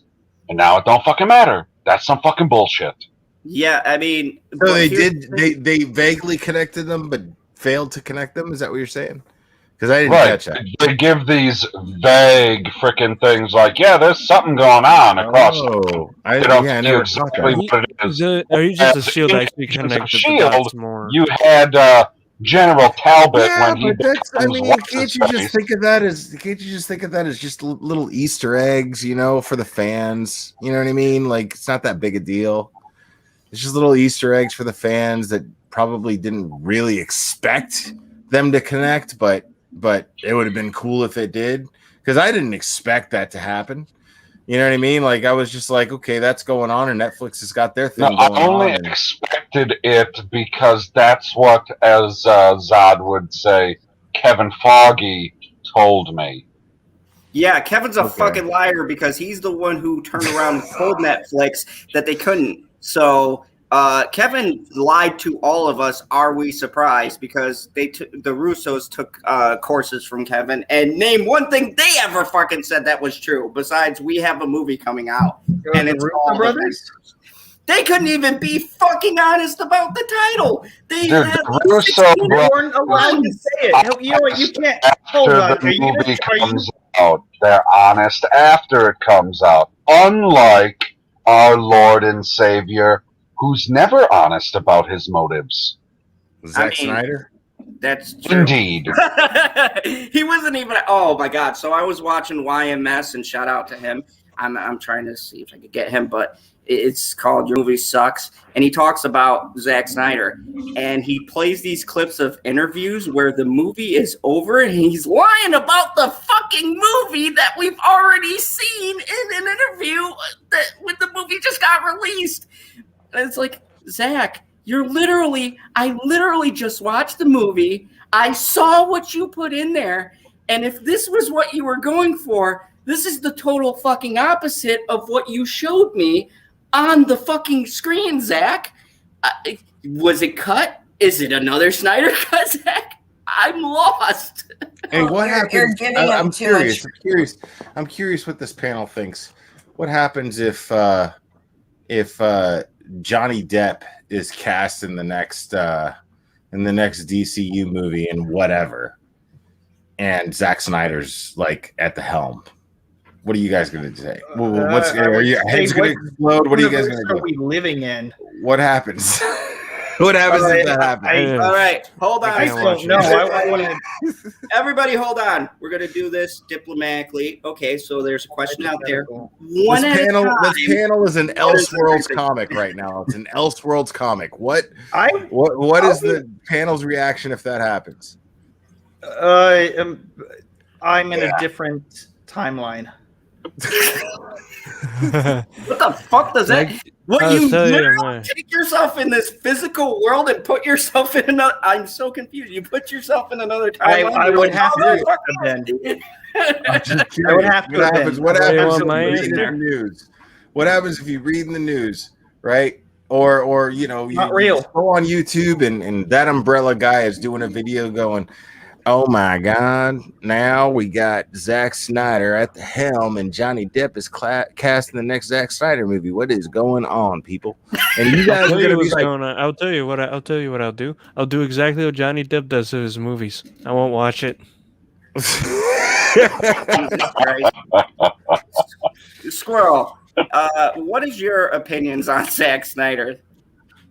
I don't give a fuck. These people don't even watch their own fucking movies. Like, I don't care. Like, here's the thing. Fuck Marvel. Fuck Marvel. I love that. Fuck all of them. They don't watch their own movies. They let other people edit it. They're in a woke culture. These films are going to be edited.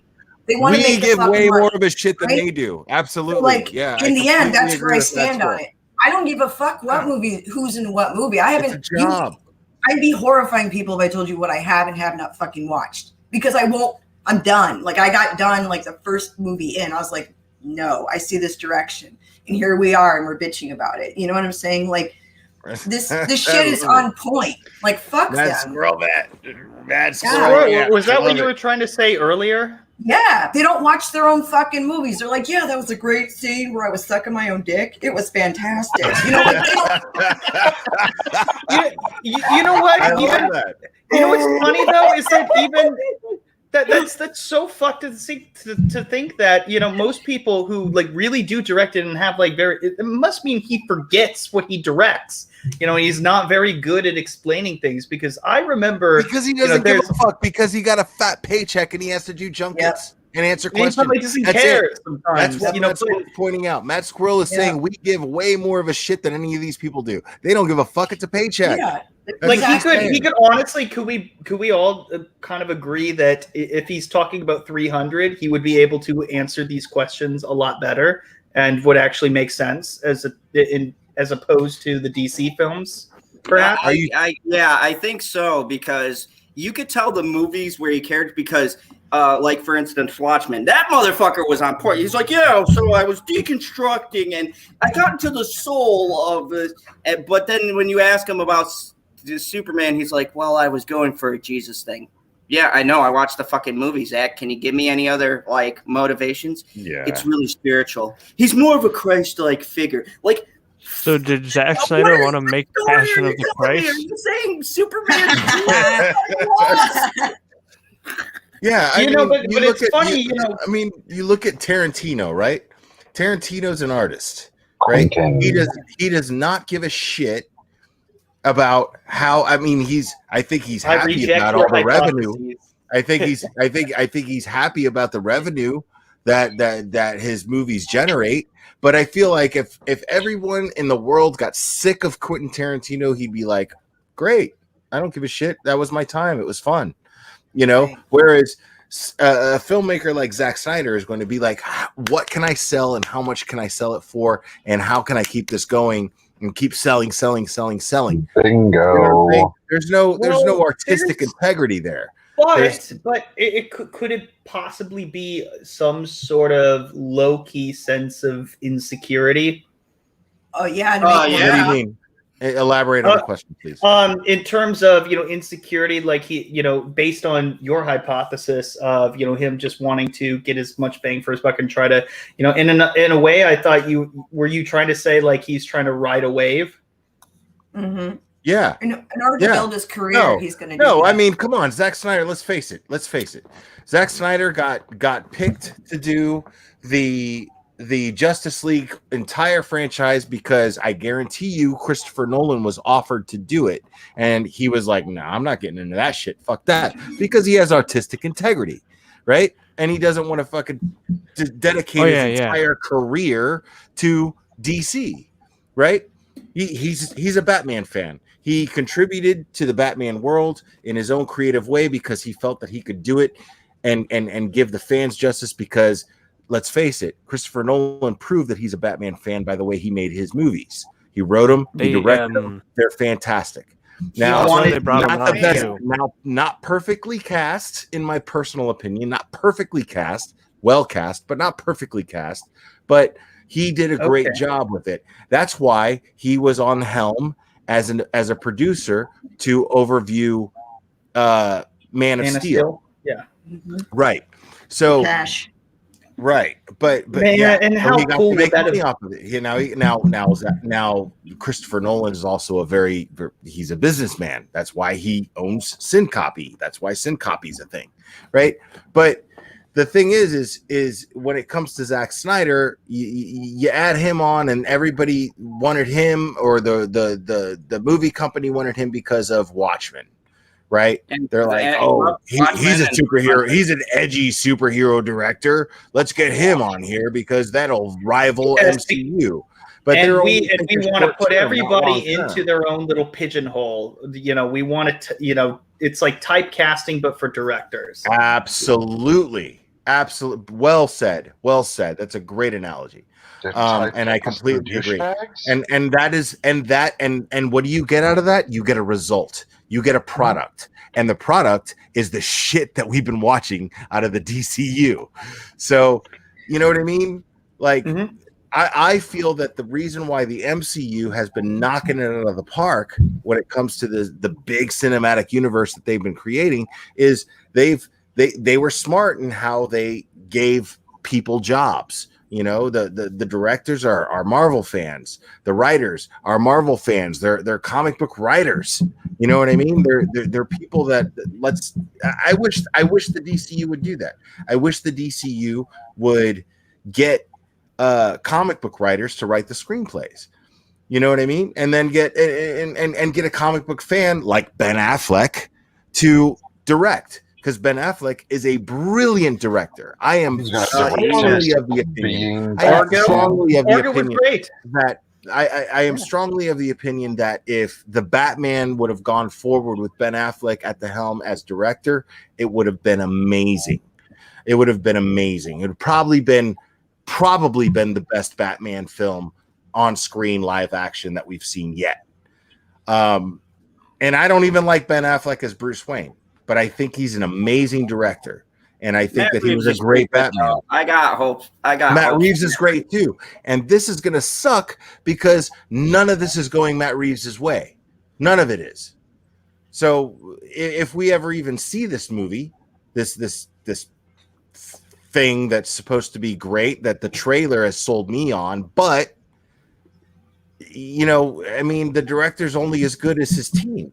You know what I mean? And if he doesn't get to pick the team, then you got a shitty project. And he hates Robert Pattinson. Whoa. The head coach should not be the general manager. The head coach should be able to pick his team. All right, really I disagree. You coach the team. You don't pick the team. It's like the Mighty Ducks.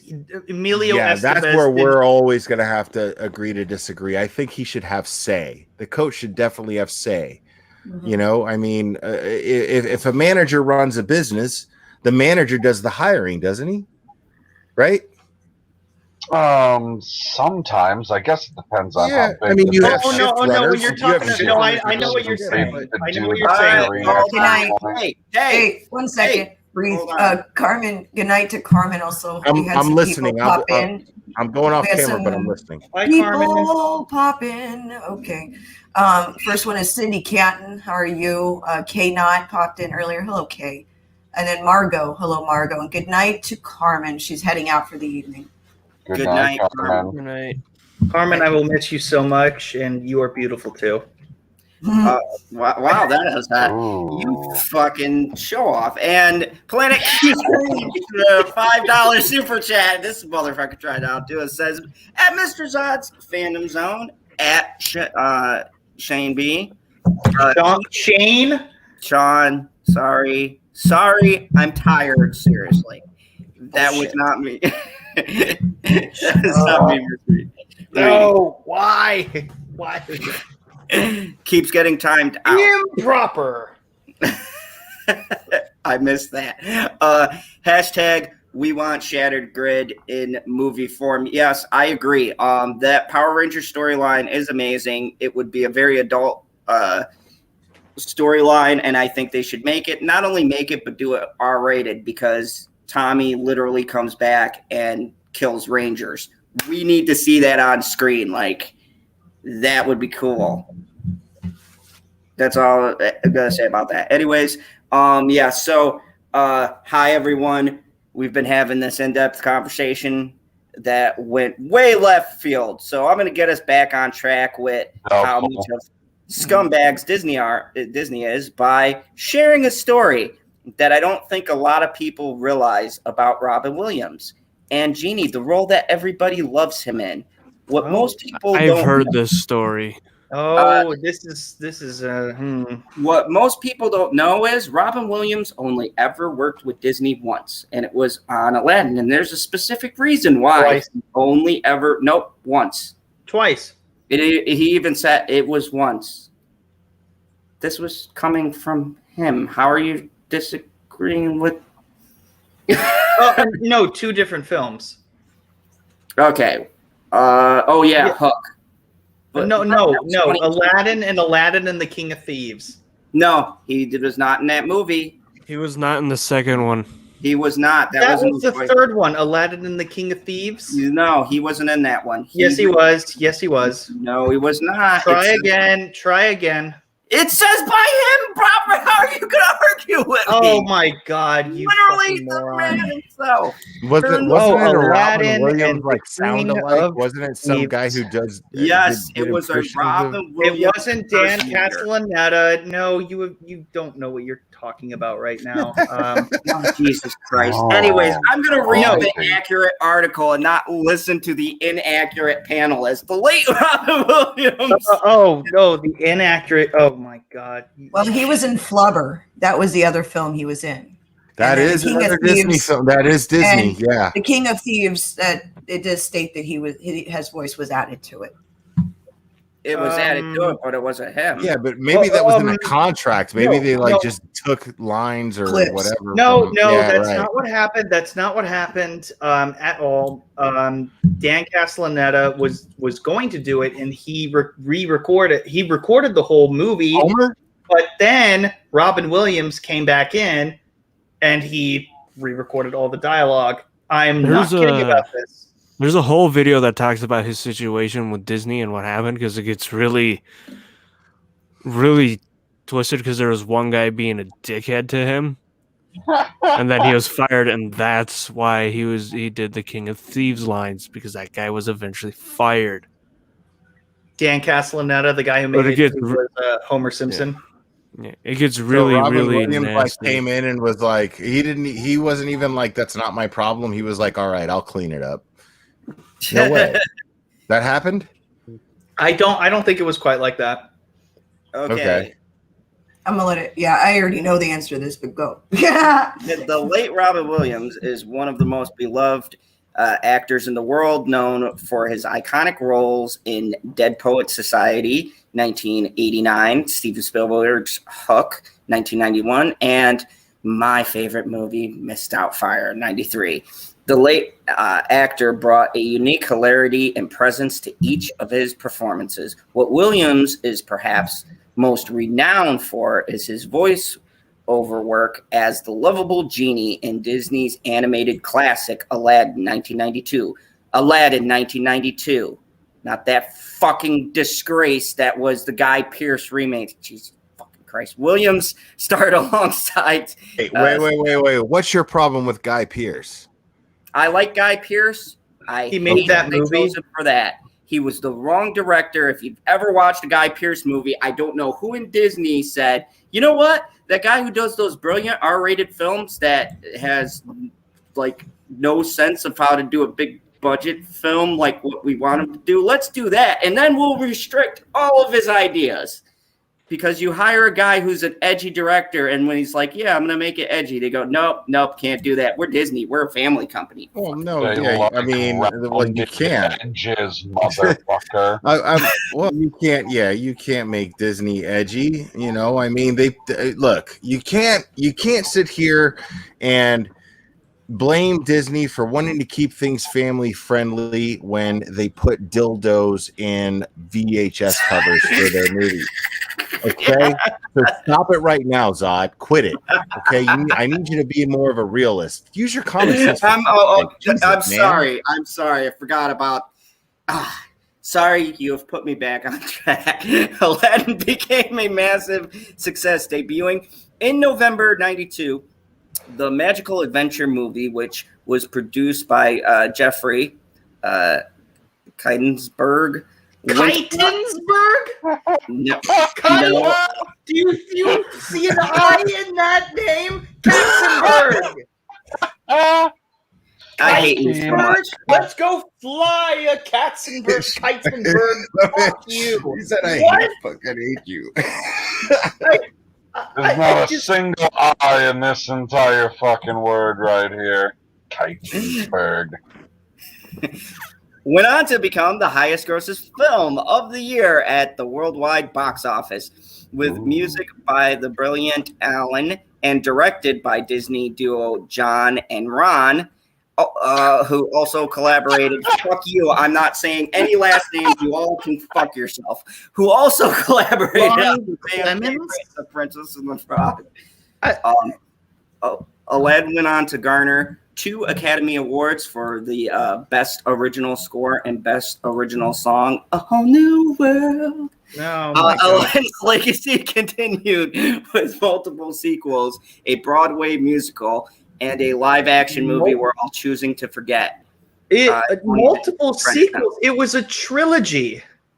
Yeah. Multiple sequels means... Dude is hell bent on this shit. Like, it was a trilogy, you son of a bitches.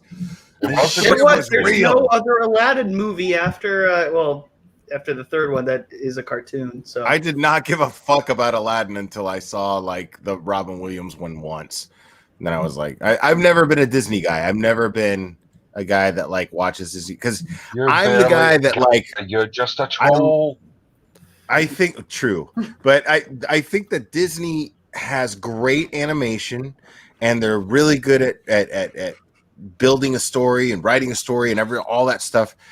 They just lose me when they break into song, and then I'm done. I'm like, I can't watch this. I get annoyed and I stop watching it. But Claire, A Whole New World. No. Never knew. Right. No, just get to the part He's not even singing the fun songs, which are all the ones Robin Williams sang. Because I know how it's going to end. He's going to get the girl. Like, that's it. Come on. Just get there. Oh, my goodness. I'm convinced. That's... Okay, whatever. Anyways. Not even singing the fun songs, man.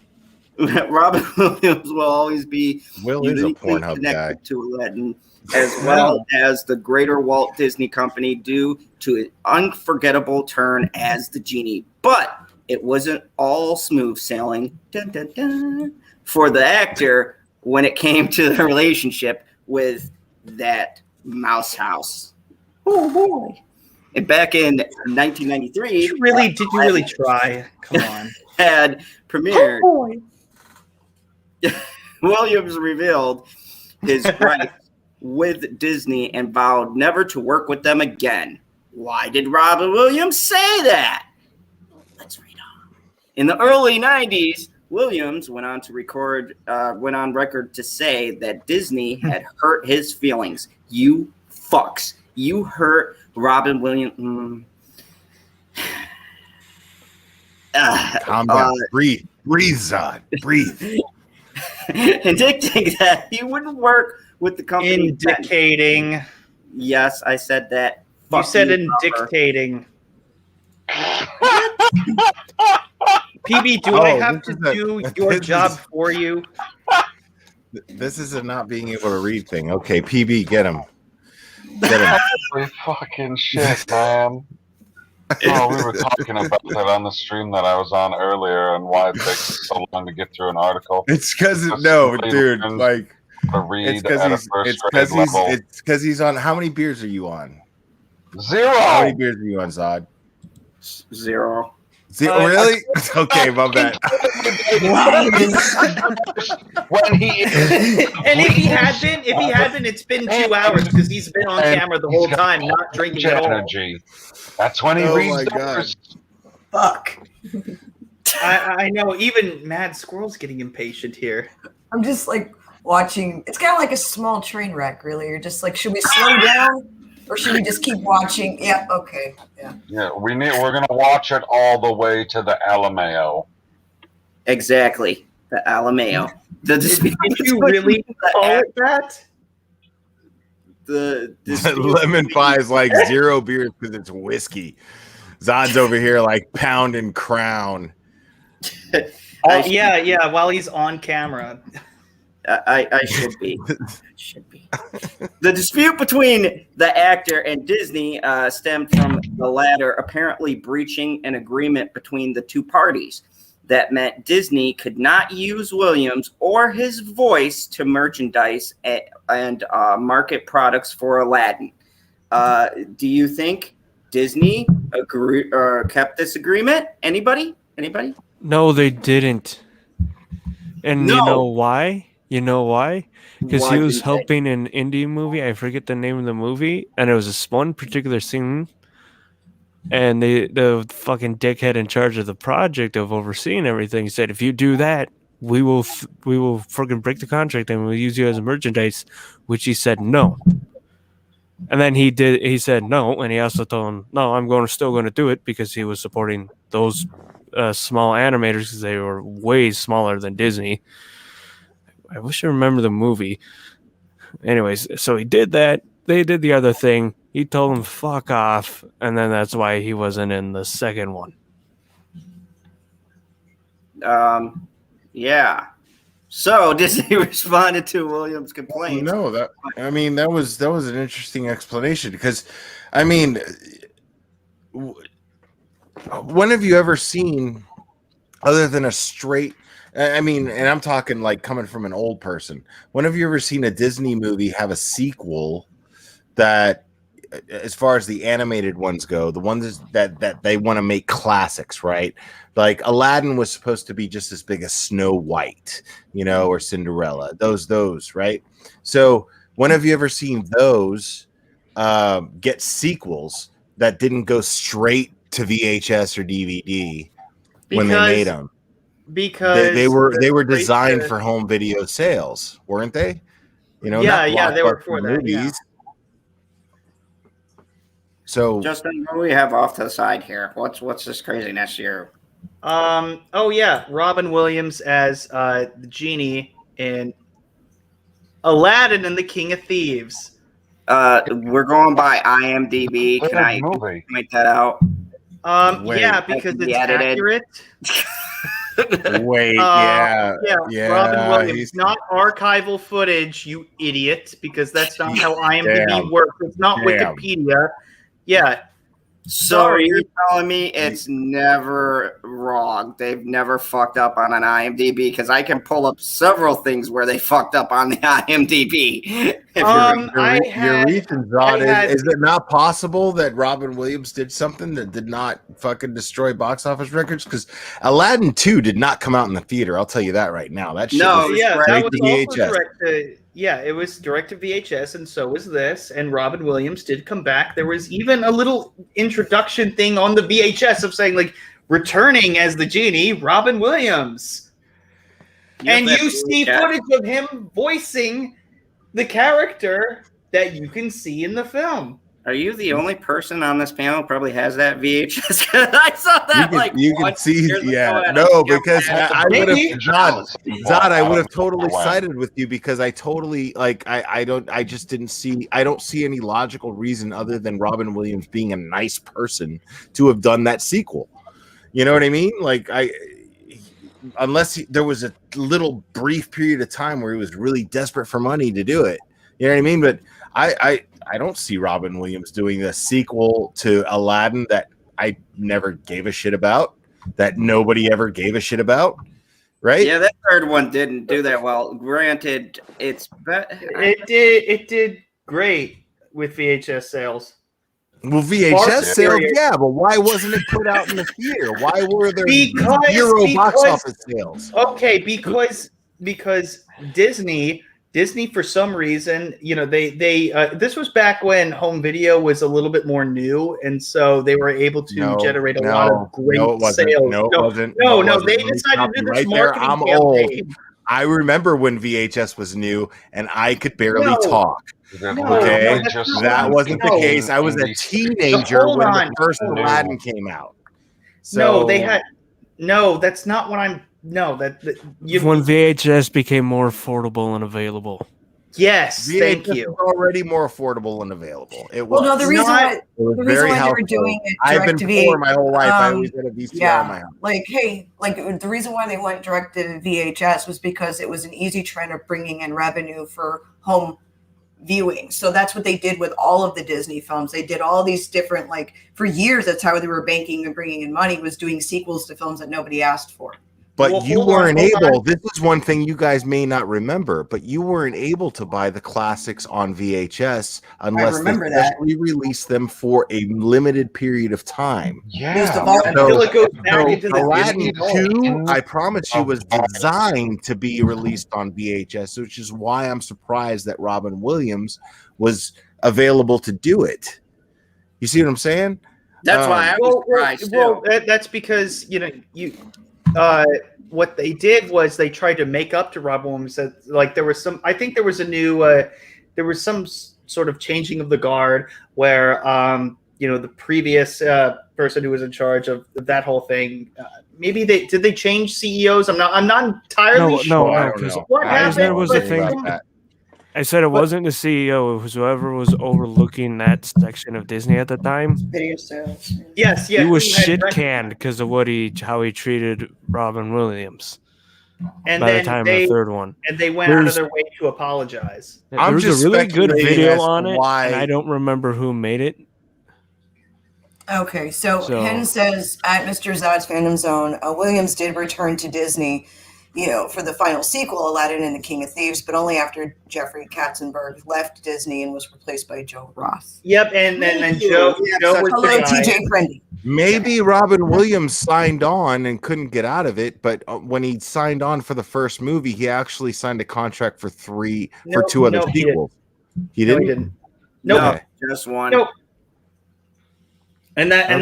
that's what I'm saying. Like Well, that's why I'm confused, because I'm just like, why would he agree to do that? Well, I that's mean, because Todd set you up for confusion. That's why. what? No. No, I mean, like, Yeah, come you're on. like, oh, Robin, we only Robin signed on Williams had already done Good Morning Vietnam. I mean, he had already done. I mean, that's what I'm saying is like to do a straight to VHS movie. There had to have been something involving the kindness of his heart here. Because Because the money would not have been the same. role The money of the would not have genie. been the same. No, he loved playing the role of the genie. Okay, The so reason- right. So you're saying so that we're in agreement there. It had to have been a kindness of his heart kind of thing. He not loved kindness of his heart. Because that implies I disagree with that wording because that implies he's doing Fair it as a enough. favor. Yeah, okay, I see what you're saying. You're saying if I word it like that, it implies that he was Yeah, doing yeah. it out of pity. No, he loved Right. playing the genie. You're saying he loved playing the genie.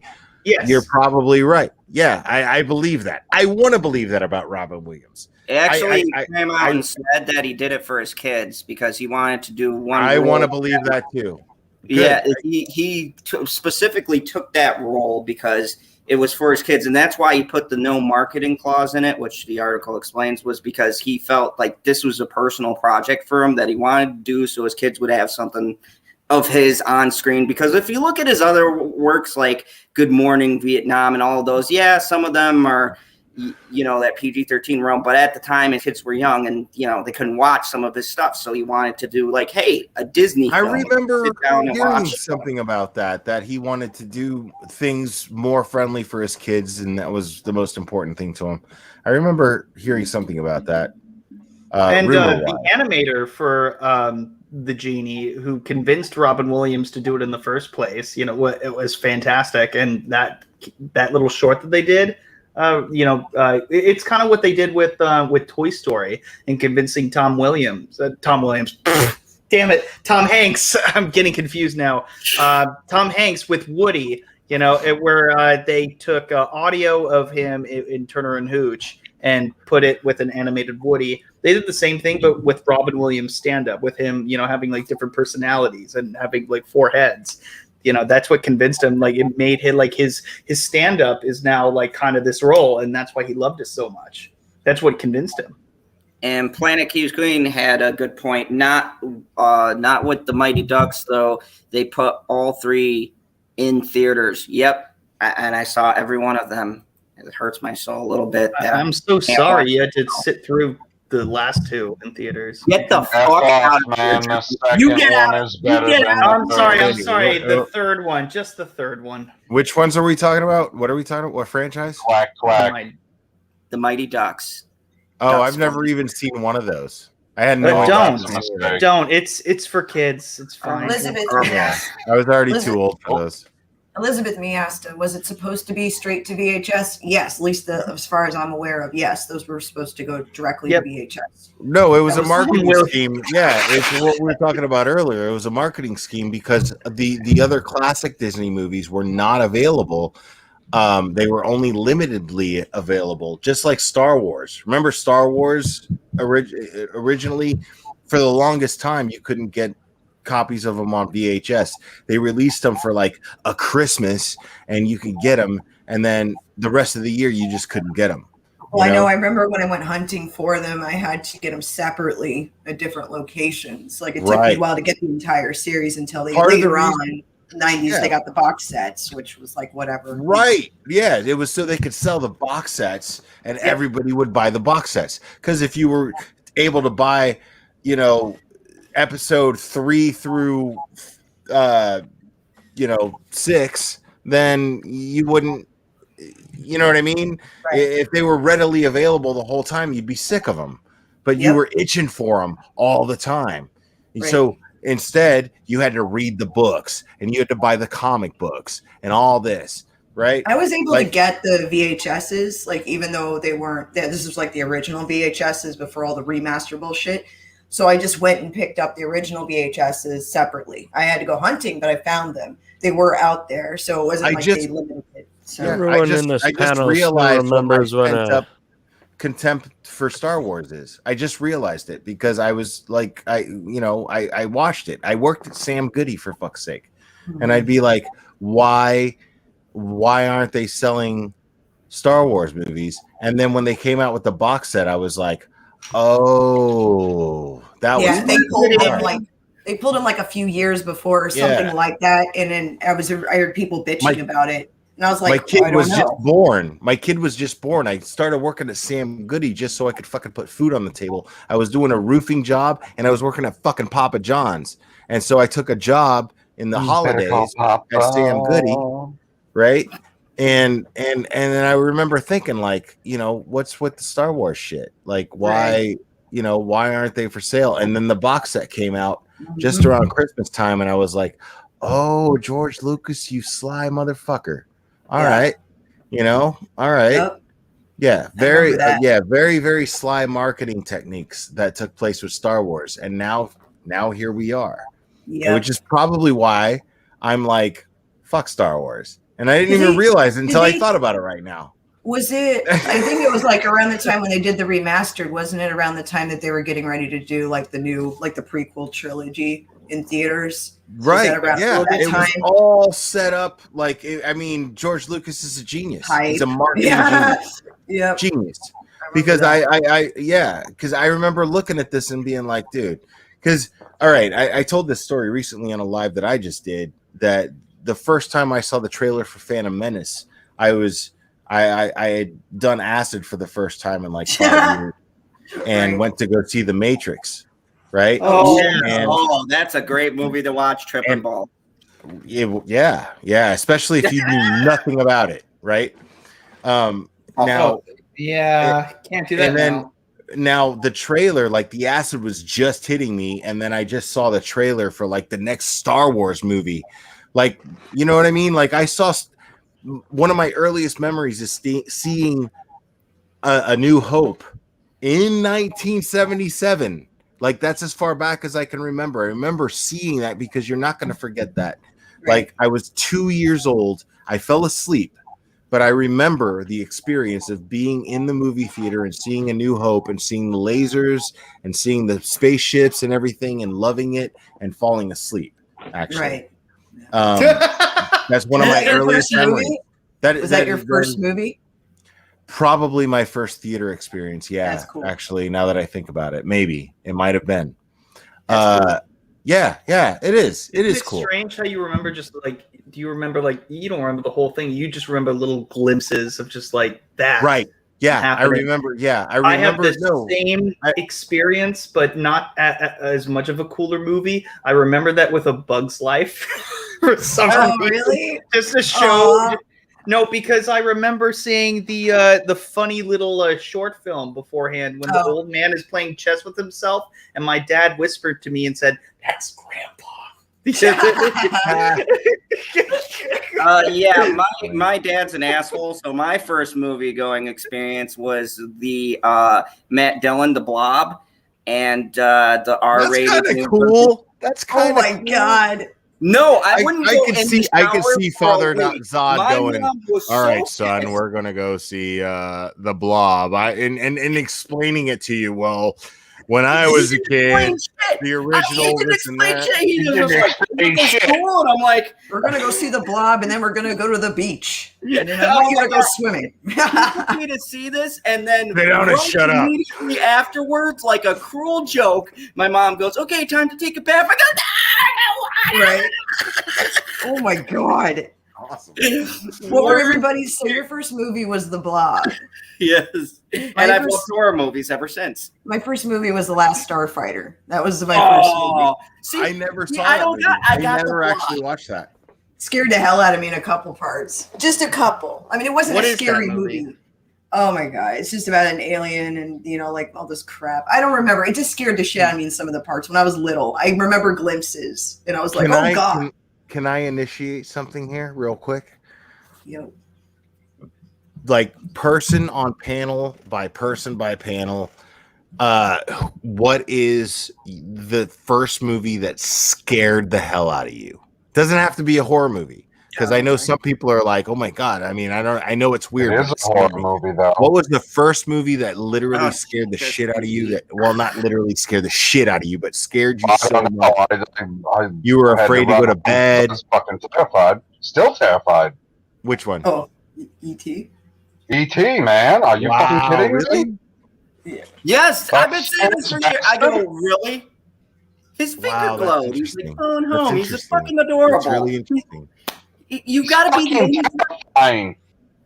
I've only met one person in my entire life, all 30 years, that have gone, you know what? That fucking E.T., greatest horror movie ever made. Scared the shit out of me. Walk in, you see this fucking white motherfucker just rise from the dead. I was like, what the fuck is happening? I never looked at it that way. That's fantastic. Oh, I love it. Look at everybody. Oh man, I didn't even think that I was gonna like spark this up in the chat. Look at the chat. Like Yeah. these are some interesting answers. Jaws scared a lot of people, like Astrid and Cindy. Yeah, but Jaws scared. It was like something I saw later, but meaning like I watched all of them when I was older. None of these movies are as scary as E.T. I get what you're saying, PB. I totally get what you're saying. Now, E.T. didn't do that for me.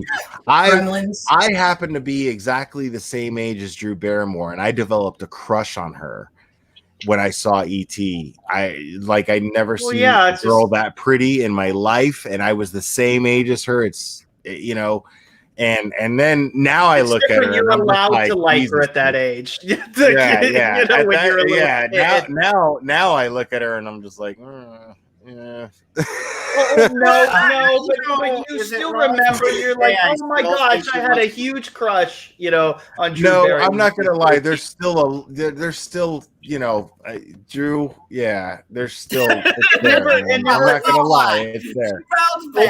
Yeah, it's there. You know It's what? there. Over the It's years, there. she's aged very But gracefully. by no means did I feel scared when I watched E.T., which is really weird because I was scared by everything. I was scared by everything. You know what might have helped though is Drew Barrymore.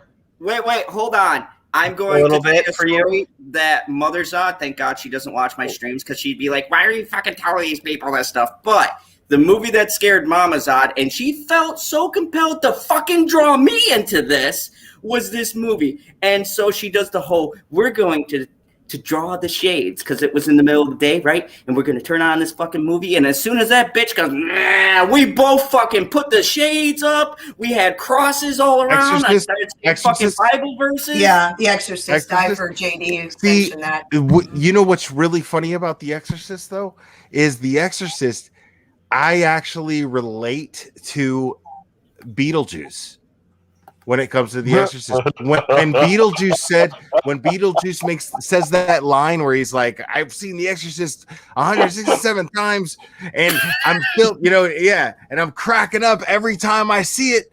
You know, I'm like, exactly, dude. I laugh my ass off every time I fucking watch The Exorcist, dude. I crack up. Yeah, Dude, because the little girl literally The dialogue says, is hilarious. The "Cocks dialogue from is- hell." How are you scared of that? This little girl Come on, says, man. "Your mother sucks." And then cock she from jabs hell. the It's cross hilarious, into dude. It's it. like what I Are got you the kidding same. I got the same out of The You guys Exorcist all as I need get to out of stop. any Eddie Murphy, any Eddie Murphy stand up. The You know what? same I out get of that it. same thing out of every ghost movie that's ever made because it's like it's not scary, it's not relatable, it's I not. agree. You I can't agree. really relate to that on screen. Now, if it's real life, any little creak, any little movement, you're like fuck, and you leave. Like Yeah, run well, away. yeah, a lot That's a of horror different thing. movies. That's why I don't like a lot of horror movies because they rely on startle factor. You know, Well, yeah, but with the ghost movies though, I'm just like, oh my gosh, the Why door's these, opening. these But creeps The you Exorcist, speak of, gosh. Justin, dude, The that Exorcist, you scurry your pussy away from? Why are you running away What am I from these supposed to creeps? Wait, PB, what? Why are you running away from these creeps? Why do you scurry your pussy away? What do you mean? Like, no, what? Oh no, just like I'm saying, like if I were in the situation of some of these characters, yeah, I would flip out and I would Nah, run away. man, I gotta You turn know? around and No, see you're what too the white hell's for that going to happen. on. You would go, John, are you there? What are you doing there? Where'd Marie go? Or I would no. If it's like I'm entering a haunted house, you know, I'm just like. You know, Margot brought up Salem's Lot, scared the hell out of her. Like, Oh, Salem's Lot is scary, man. And anything that could be like believable in any way, shape, or form. But I think The Exorcist did that too, in a way. And I think that the way that they wrote the dialogue was genius because the same reasons why people think it's scary is the same reasons why I think it's funny. You know, I mean, because I agree with you, Justin Proper. Like, because the part where she's like, you know what she did, your cunting daughter. I never heard anybody say cunting daughter. It was I a never heard beautiful that. line. I laughed my ass off, and she And, you know, peed herself. Well, several you know, people in chat point out this was based on a true story. So that's the other thing that fed into that. It's like when It's there's not. that angle, well, Not it was the based on cases. That's the issue because I've read about this. And yes, this is enough. based on that because they interviewed exorcists that are from the Catholic Church. Well, that this came from. So it's like, I know this, but we're not talking literally the whole thing of the movie. no. It's based on that. I'm going to emphasize on what you're saying, actually. I Right. agree with you. So, but yeah, I mean, it's just that I think it's the reality factor. How like the they production of The Exorcist is what's scary. The production of The Exorcist is what's scary because The Exorcist, like, people fucking literally died during the production of that movie because of the production of that movie multiple times. Like, go listen to podcasts. Just search podcasts on the production of The Exorcist, and it'll blow your mind. It'll blow your mind. Because like that's why it's really the scariest movie ever made, because people literally died. The set burned down. Somebody was caught in the fire, and it still got released. It's insane. It's insane. Didn't someone die during The Omen too? I think If I so. remember. Yeah, And died during the Poltergeist shooting. doesn't have a great reputation either. Poltergeist, yeah. Yeah, the Poltergeist. little girl's dead. Yeah, she died. A bunch of other people Everyone died too. I forget the name of the book, but the guy who wrote it killed himself. Then they tried making a movie off of it, and the guy killed himself too. You know I don't what? remember the name of the book. It's kind don't of know weird. Well, either. that would be great to know. Yeah, I'd like to Has know like a that what that clown is on it too. or something. Yeah. No, Stephen King's still alive, so no. Oh, it's not. It's it. not that one. No. Hey, you You were thought it was Stephen King? I remember seeing something on it. Hey, It's props weird. to Stephen King. Stephen King can write a book about a shit monster, and then it becomes a movie, and it's a blockbuster. That's amazing. Yeah, man. really. Everything just seems to like. I don't know how, but anyways, here's an interesting thing. Fuck Stephen King. There, I said Yeah, it. Just trying to get it out there. Fuck Stephen King. Okay. Why? Why fuck Stephen King? I'm listening. I'm I have listening. a personal vendetta against Stephen King. Personal. Like, Wait. not a fucking movie or some straight-to-video bullshit that he's produced just to get that cash. And it's only been a handful of films out of all of his books that have actually been successful films. The other ones are straight-to-TV fucking movie series. Or Okay. they're not based on his horror movies. Correct. There's some rendition. You know what I mean? Like, but personally, Like Stand By Me, I'm sorry, that was a great film. Like, but had classic. That's good. Great. Yeah, I'm okay with that. But I fucking And Shawshank Redemption. But may I ask why you personally? Oh, it's a dumb shit thing, but it's like when I was young, like when I was younger, he's whatever. I know he helps writers. I get it. I don't care. This is a personal thing. We would go to the movies. This happened more than once, by the way, where he would buy out. We would be going to the movies, a bunch of us, like maybe 7 or 8 of us would be going to the movies, meet up at the mall. And this is when you're like, what, 12, maybe 13, 14, whatever. We all go to the movies. He would buy out the entire theater so nobody else could enter the theater. In your area? Yes, where I lived at the time. I lived in Miami, Florida, because he lived down there. So he would do this frequently at different fucking theaters. It happened at 2 goddamn different theaters. I was like, you know what? Fuck you, Stephen King. And I saw him get out of his limo, and I told him to fuck himself, too. I was like, fuck you, guy. And like, you think you're all up here, with your, I got a clown, and I talk about sexual things. Woo, spooky, sell a book. There, I got my rant out, but fuck Stephen King. There we go. That was. However pity that might sound, yes, I understand it. He could easily have just snuck in. He could buy his own theater. He could buy his own theater. He doesn't need to go to the movie theater. He wasn't watching his own fucking movies. What was he wasn't watching his own movies? No, this was just So him he going bought to the whole theater just to be a dick and didn't even. Yeah. Wow. Yeah, he would buy out the whole theater, and it would just be him. But if You should have went into that movie and just snuck in. Oh, they wouldn't let you in. We went up there and like, sorry, we're not buying. Everything's sold out for the day, and the theater was locked up. So basically, they got everybody out ahead of time. So when we go to the theater, because back then, you couldn't buy the tickets online. You just had to go to the theater to, buy your movie tickets. And What happened if you bought it in advance? They didn't allow it. No, I mean, like you like went to the theater, like, hey, I want to know what the showing is for tomorrow. Can I buy it? Oh, you could do that. But when you're going out on maybe. I don't remember. This is that long ago where that wasn't really a thing because like you could buy certain tickets advance, but not all of them. Yeah. So it was weird back then. So like when we were going to see movies we could afford.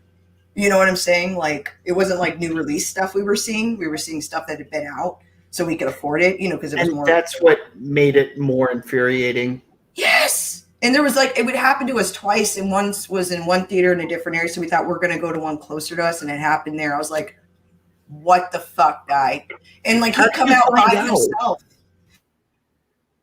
And then the second time I asked him, well, why is this theater, theater bought out? Like, who's here? Right. Because we saw Michael Jackson once when he didn't do that stuff, but you saw Michael Jackson? Yeah. A long time ago in a bookstore in this. Well, okay. That's a different. He didn't talk to anybody. He had too many security people or whatever. Oh no, I was just wondering, what did he look like at that point in time? This is before. Well, no, this was during the Black and White album. So I like that song. It was it was a really good album. But anyway, that was during that time, so he had a shit ton of security in there. I didn't know it was him at first. And then it clicked. But with Stephen King, they told me the second time who it was. I was like, "Oh, you didn't know the weird ghoulish white guy that had Jerry curl was with sunglasses and a white glove was not Michael Jackson?" Well, he was covered up. I'm just fucking with you. I'm serious though. He was covered up in a black mask. He had a hat on, like those black hats he wore all the time, the cowboy looking hats or whatever. Yeah. And then he had his coat on. Oh yeah, we don't know anyone on this panel that does any of that shit. All these security people, and I was like, okay, who's that dude? And then he walked by, and I went, oh my god, that's Michael Jackson. Okay, like because it didn't click because it's the amount of security in that. They kicked us out of the bookstore for him. I was like, yeah, because I'm going to take me. I mean, he's Michael Jackson, though. You know what I mean? Like, yeah, it's Michael Jackson. You probably bought all the books. So nobody. Okay, only PB answered my question. Okay, scariest movie, the one that like literally like made you afraid to go to bed when you were a kid. He already said it. It's EP. That's literally his scariest movie. I shit you No, not. I know. I'm saying Said I PB's was the only one that answered. that did answer. Zod Nobody else answered too answered. with Exorcist. Exorcist. no, Okay. I just said I agree with The Exorcist. Mine was The Blob. I already said Blob. Okay. I wouldn't shower. My mom had to force me to go into a bathroom after that movie. I because get it. was afraid Actually, the I same get it. fucked I up shit get was it. gonna pull me in. I And get now- it. I Ooh. saw Blob in the theater, by the way, and I was already a teenager, and I was already aware of. That's how much older I am than you. Jesus Christ, fuck. But I saw Blob in the theater. I remember that experience. The one with Kevin Dillon. What movie scared Terrence? Because I don't think that he feels fear ever. Because that's what happens to a bot. Is Terrence here? Oh Yeah. wow. What about Wolf? Hey, Husky. Husky. Yeah, I don't remember. Husky. I don't remember right now. You don't remember what scared you. Not at the moment. Which sucks because when you brought that up, I'm trying to think of all the shit I watched in my childhood that wasn't a Disney movie because we got off the Disney movie topic. Or like Star Wars. I know there's something there. I don't know what it was. Maybe it's Terminator because 2. I repressed it. Justin. No. Well, Oh, here we go. Alien. I was Alien. Mm. That's not a bad answer. It I didn't scare was- me though because I that was my 8 years first- old, and I saw it took me. I saw the scene with John Hurt, and it took me, like 15 years to watch the rest of the movie. How are you not focused on Sigourney Weaver in her underwear? Like Because that's I the was part 8 that years old, and I saw a thing I was like pop out of 6. Oh, fuck you! Who And I cares? was like You 6, didn't- and you I didn't was see like, it oh when my you god, were that's a woman 6. in her underwear, and it was Sigourney You Weaver. in her know underwear. that's such a load of shit. Me and my cousins. I know. I swear to God, me and my cousins and my brother just kept rewinding it. So didn't. We did. We just No, kept you did rewinding the not. scene where Sigourney Weaver was in her underwear. Yeah. No, you didn't see the alien coming out of the guy's chest. No, you I did did. not. Yeah. No, you. And it was cool. It didn't scare me. I thought it was cool. No, I had never seen anything like that. It was the first R-rated movie I ever seen. Oh, Proper is Gen Z. Mad Squirrel. Please. I tell had us. to find out all of these things on my own. I'm sorry. No one prepped me for this bullshit. Sorry. I was thinking like back on films. I think this is the trick, right? It's like what films like I could remember. Like there was 2 different movies that I remembered. Carrie scared me a little bit. I think it's the psychological part of it, right? And that sucks because I was like, oh shit, Carrie. And then the other one is Creepshow, but it's only the story about there's one story fucking freaked me out. It was that thanks for the ride, lady. And the motherfucker. Oh my god, that's so fucking funny to me. Mad Squirrel, I swear to God, you and I are having a moment right now. We're having a moment. Oh god. Okay. Let me explain. What does it mean? That brings me to the scariest movie I've ever seen. The one movie that gave me nightmares that I was like freaked out about. Carrie was that movie. Carrie scared the shit out of me. It was Sissy Spacek's face and her covered in blood. I couldn't even watch Coal Miner's Daughter because it was Sissy Spacek that scared the shit out of me. Right? Yeah. It scared the hell out of me. And then you say, and then what was the other one that you just said? Creepshow. Thanks for the ride. That is my Halloween go-to novelty. Fuck. Oh my god. Because it's the one that I find the funniest. I there's some laugh funny my shit in it. ass off every time I watch that particular segment of that creep Like, show movie. We I make laugh fun so of it hard. all the time. Like that part with Yeah, Thanks for the Ride that's my Lady. man, dude. That's my man, dude. But it He's- freaks me the fuck out. Like I always check under my car. Thanks for the ride, lady. That shit's so fucked up. For like months, I was checking under my car. I was like doing this shit. I'm like, what if I got some guy hanging under my fucking car? Like I don't even know about. You know, like that's Thanks for the creepy. ride. It's very easy. Just go over a couple of speed bumps while you're driving back, and you'll see what happens. I'll take care of that son of a bitch. Remember Fire Marshal Bill? Remember Fire Marshal Bill? Yeah. Oh my God, yes. Let me tell you something. Thanks for the ride, bitch.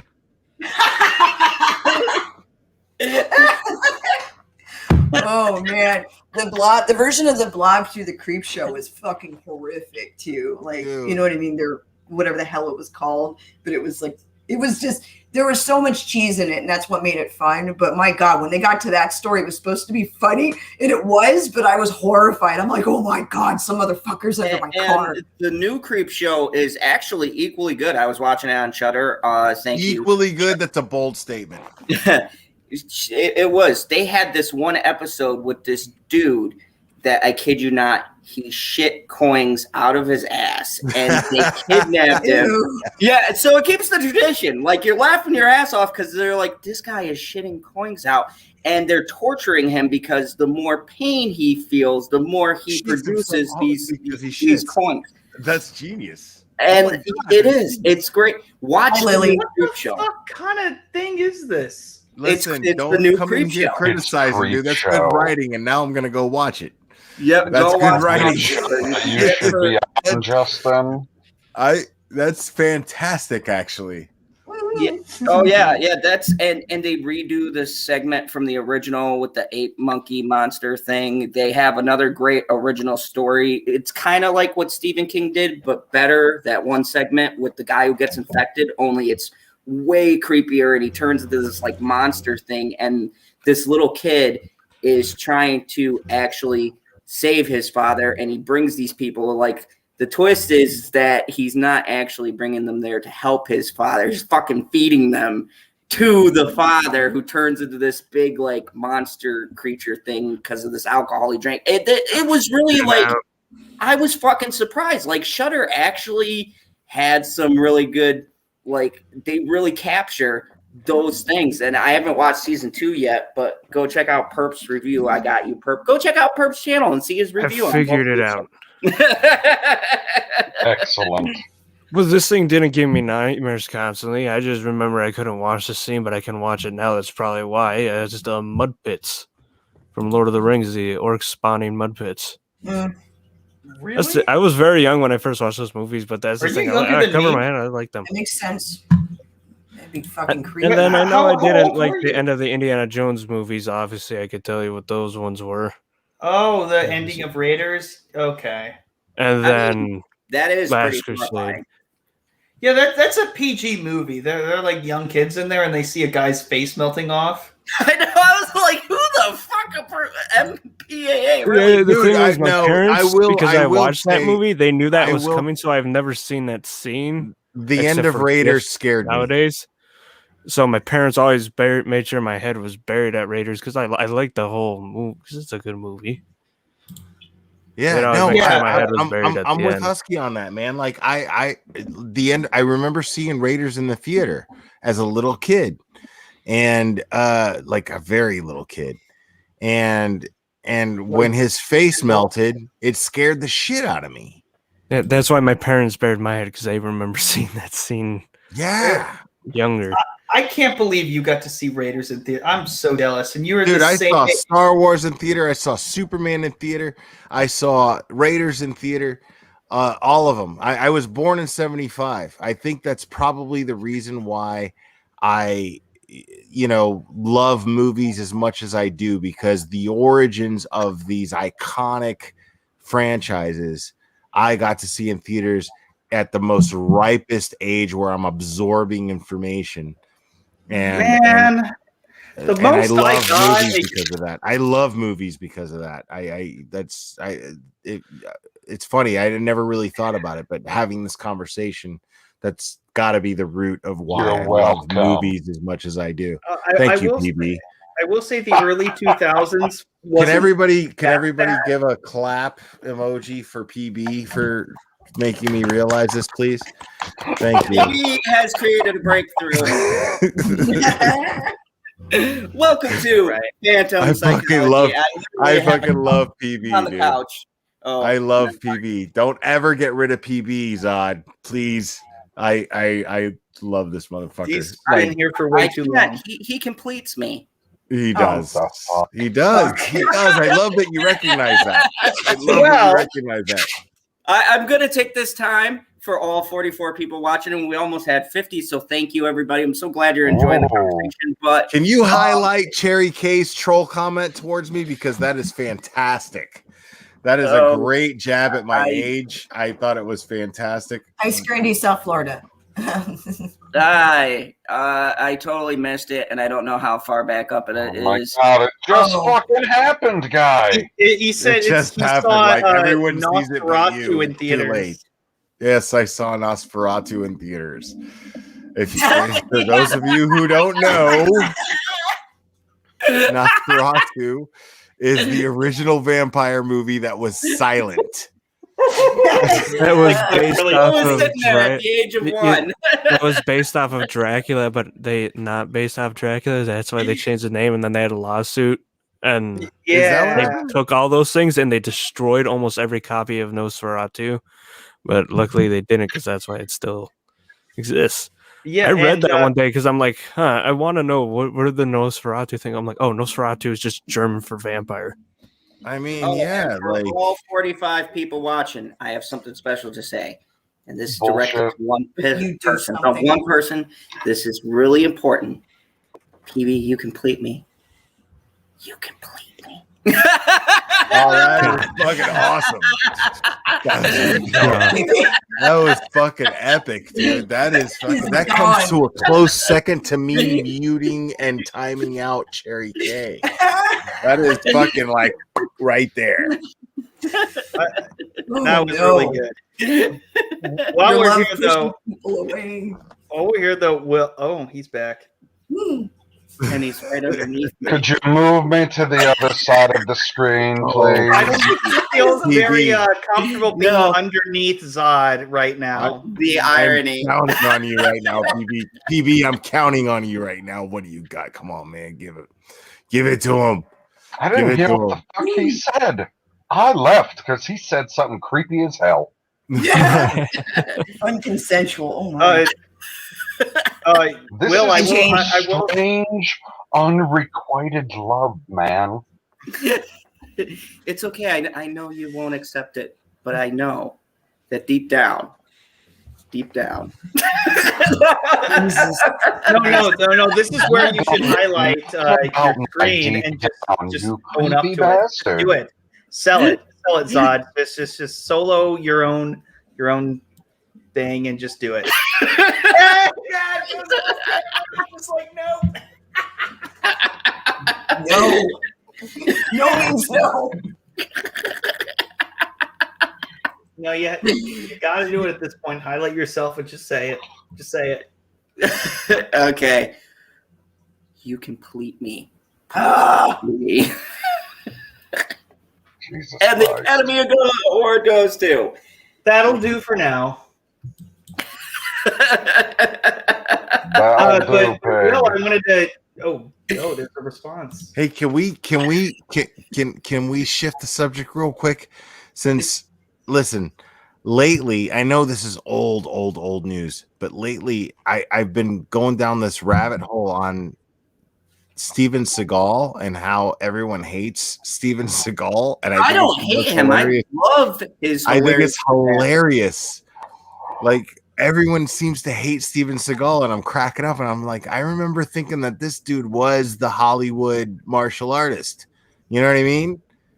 Like, and everybody as a person is a douchebag, but his movies are hilarious to watch because they're so bad, and he so phones it in, and you could tell. I watched this movie called Commander in Chief. It was my god! Wait, what? I never even heard of that movie. No, It's straight to DVD, and he literally they showed they literally showed the fucking end of the movie as the trailer. I shit you not. They trailered the end of the fucking climax of the movie as the promo. I shit you not. They trailered the whole end of the movie. Oh yeah, reminds me of Castaway. Whoa! You get the fuck out! Don't you ever talk about Wilson on this channel, you son of a bitch! Well, no, Ooh, proper. You would like my dad. Are He you hates talking about- Wilson are you talking movies. I will hurt you, sir. I will Are you talking hurt about you. the movie that starred Tom Williams? Not. No, This no, this I'm talking about you guys are about to witness a fucking murder. He's talking about Wilson. I have You never kill my thought I fucking could dad, still it's, fucking I I'm will not know hunt talking you about down. that. No, I'm talking volleyball. about that. It ruined the ending, the trailer of that movie. It ruined the ending because he gets off the island. Spoiler alert! You can watch the trailer and find that out. How do you say, oh, this is gonna be the end of the movie by that? Yeah, no, these are two very different things. No, they're not. No, they're not. Okay, you know what, motherfucker? You don't know about the Wilson thing. You don't know about the Wilson thing. I will give you that. trailer and check myself. I'm not going to show it because, god damn it, I won't get out of strike. But I'm going to look at this. You keep on Zan. talking, you The son of a bitch. Castaway movie? Yeah. Mm-hmm. They Yeah, reveal it. My dad hates that movie. He hates what he calls Wilson movies. But I will say before I forget, Glera, I didn't know your name was Will, but I will call you Will if that's okay. Sure. That is your name, though, right? Yeah.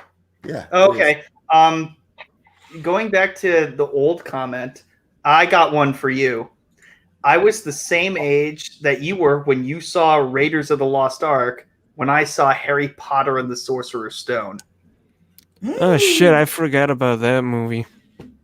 And I felt the same way, kind of a similar way as you did, as this is one of the most impressional, like magical movie going experience of my life. And the child actors were like not my age; they were a little older, but I'm like, oh wow, like I can imagine myself like as a wizard and stuff, you know. And that's I 100% agree. You're right. I'm really reaching to like try to find like the connection there because you can't compare Raiders. Oh, I know Harry you can't. Potter. I know you can't. I know you can't. And It's just different, it's just as impressionable on a kid like seeing a movie. Anything's impressionable on a kid. Yeah, but having absolutely no knowledge about anything that's going on, then you're just surprised by a movie. It's been So by the layers, it goes Raiders, Mud Pits, Grand Canyon, then the Harry Potter. I know the fuck out, Cyber. You know what? I'm not going to minimize your experience at all. Like I was just, but it's the ending of I'm sorry, the ending of that. Yeah, sure, it looks creepy, but when you think about it, it's not as creepy as the mud pits and someone's face melting off in Raiders. I'm not talking about the ending or anything. That's not what I'm saying. Let's reel it back a little The bit. ending was brilliant. It was deep and metaphorical. He had to kill the piece of him, which was what I liked it. Fuck anybody who didn't. HP for life, bitches. HP. What was really terrifying about that one was the fucking sentient chess pieces. Those giant ones, fucking. Dude, I play chess. That could be scary if you're caught in a fucking. That's chess. awesome. That was It's awesome. awesome, but it's scary at the same time. Yeah, that's the one time that Ron fucking Weasley was actually kind of cool. Yeah, that poor bastard. How poetic to see his balls drop on film. Yeah, Justin, I think I was just already kind of too boomerish to get into Harry Potter.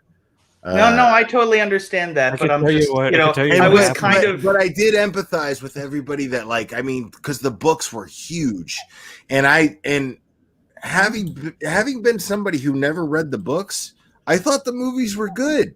I do. I honestly did. I saw like the first 3, and then they just kept going with them and going with them, and I was just like, all right, You know what I really but it makes hated? me curious, like what exactly a 6-year-old like watching a movie pre-COVID, obviously, but like what like the Marvel movies are the ones that are going to be impressionable. Like what's the alternative? What's that movie that's gonna? The Marvel movies. Is that it? From my perspective, the Marvel movies were the movies that I've been waiting for my entire life. You know, like literally, I was waiting for those my entire life. I've been waiting for the Nolan Batman movies my entire life, to be honest. The deep psychological shit that was going on. Like right now, I'm happy to be the age that I am cinematically speaking, because I'm at the most mature stage in my brain right now, and all the movies that I've ever wanted to being a huge movie fan, all the movies that I've ever wanted to see are happening. Some are being executed well, most are not. but it's getting better, and because of the technology of movie making, they're making it realistic, where a critic like me is looking at it going, you know, what do they do wrong? And lately I'm seeing less and less of it, you know, which is great. What they did wrong was hire Zack Snyder. I agree with you. Okay, let's not circle back to And that that's again. how PB brought us back to Zack Snyder. And there's no troll glarer here going on right now. Like we're having a serious conversation. I'm a big movie fan. I have okay, so here's a better comparison, not Harry Potter, but Lord of the Rings. That's as what a I 6-year-old. mentioned, the fucking mud pits. I mean, Lord of the Rings. You said no? I was the same age as he was that I saw Lord of the Rings for the first time. I don't believe that there was any better of a director chosen than Peter Jackson. Oh man, I feel like I got the last ticket to Disneyland, because I don't know like what other kind of movie, like with any other kind of those generation. books were absolutely brought to life at the time. Sure, maybe somebody could do them better now. I don't know. No, but Peter Jackson nailed it. Is still Peter beautiful Jackson to this day. Nailed the Lord of the Rings. Extended editions are now the only way I can watch them. Right. Yeah. I don't know how, but the Balrog, it did not age that CGI. I mean, that's still stuff beautiful. like you read this stuff when you're a kid, and you watch the animated movies when you're a kid. You know, you're a guy my age, and you watch the animated movies when you're a kid, and you read the books, and you want to see this stuff. If you're a movie fan like I was, you want to see this stuff realized. Like I am at the best age ever, because I was somebody that read books when I was a kid. I was somebody that watched animated movies, that because they were the only reason they were really animated was because you could not actually do a good version of them and a believable version of them with a camera. You know what I mean? It just couldn't be done. The live action, and that's what disappoints me sometimes about. But that's what now we're disappoints me. watching. Yeah, we're watching comic books literally come to life now, with faces, and you know what I mean, like doing exactly what everything that we've seen in comic books my whole life, comic books that I've seen my whole life, where there's no way the special effects could have done it when I was reading it when I was 12 years old. Couldn't have been done. And I would just like to say that I'm getting a lot of HP love. Slytherin for playing. I am too. Are we Slytherin brothers? Hey, that's the only house. That's the real house. Let's be honest. It really is. All of those fake ass houses, fucking Gryffindor. But did you know we did these games when I was in high school, right? What? We did these games when I was in high school, and there were each houses. My house was Hufflepuff, and we won. And Slytherin and Gryffindor were at the bottom. That's because it was rigged. What kind of? Per No, it usual. wasn't Talking fucking rigged. They about- sucked. What game? It was something fun we did, which was during band camp and marching band. We Oh, it must have been the people that sucked. Okay. they sucked. It was all the band. It was the band was split I up into can't believe 4 you different did teams. that at band camp. Yes, That's amazing. Janie, welcome. Yeah. I'm a villain. It's called Of course I Band like Camp Slytherin. Heat Week. It's when we learn a bunch of drill, but we have little like breaks in between with those games. The team building exercise. somewhat Dude, like that. I never got that. You had such a great marching band instructor then. He was. but, He was pretty cool. Phantasmagorical! That was so gangster. Said, fuck you, Zod, Ravenclaw for life. Yes. Um, That's can I what's up. That is what is up. Raven was number 2. They were number 2. They came in second place. They were our greatest rival. PB's like the guy on the couch in Half Baked. Just comes up and says some shit to insult Zod or say something cool, and then goes back. That's like, Hey, guy on the couch, why haven't you paid rent? yeah. And then he goes all philosophical, and he's like, why are you including me? And that's why he doesn't pay rent, motherfucker. That's Here's exactly the other why. thing to make you Harry He's got Potter the fans a little philosophical shit to say. jealous. He had a thing that had the randomizer, and it would say each house. But what they did, because we're a marching band, he put the Shaco on our heads, and then press the button that'd say the name. Ooh, oh. So it'd be like saying on the speakers and stuff. So we'd had to go up there and have the Shaco on our head, so we knew what house we were in when they originally sorted us. Hey, I just want to say the little dictator is a baller. The first movie she wanted to see with her father was Crawl. That's my daughter. Like, How's your little girl? she just turned 14, but at the time she was like 13. Wow, holy 12. shit, okay.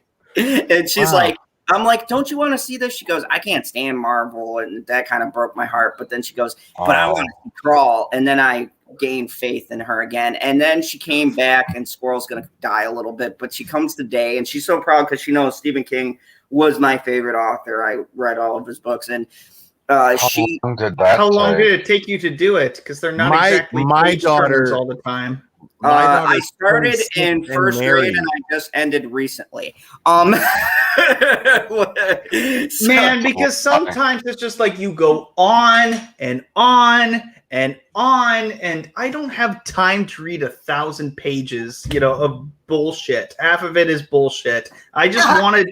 What is the plot? Anyways. What do I want to see? It's just like, and that's why it's so hard to adapt Stephen King novels. That's why they're not always successful. It's just like you have to cut up a bunch of crap that doesn't matter. But I guess in the grand scheme of it, it all does matter. It's all world building, and in one book. But there's too many details to consider. I'm sorry. Okay, so the way to interrupt my heartwarming story. So the younger guy comes out. Sorry. My cute daughter that I was talking about, you prick. She comes out. And she has this today. She comes out to my car, and she looks at me with like the biggest look, like I'm gonna be so proud. And she holds up the book and she goes, "Look, this is the first one," and she has S.H.I.E.L.D. And I was like, "I'm so proud of you right now." That's so she- cute. That was my she's first like, one and I'm too. reading Pet Cemetery and Cujo, and I go, One day, God, one day, I'm going to go live with my son. And when I do, it's going to debut on this channel. "I'll bring my daughter. You let me know. I'll bring my daughter on." Well, No, I mean, you don't have to do that. I'm just saying. Yeah. My son is going to be 21 in a couple months. Yeah, it's crazy. Really? He's yeah. your oldest? Now my daughter is 26, about to Oh. be 27. She is married.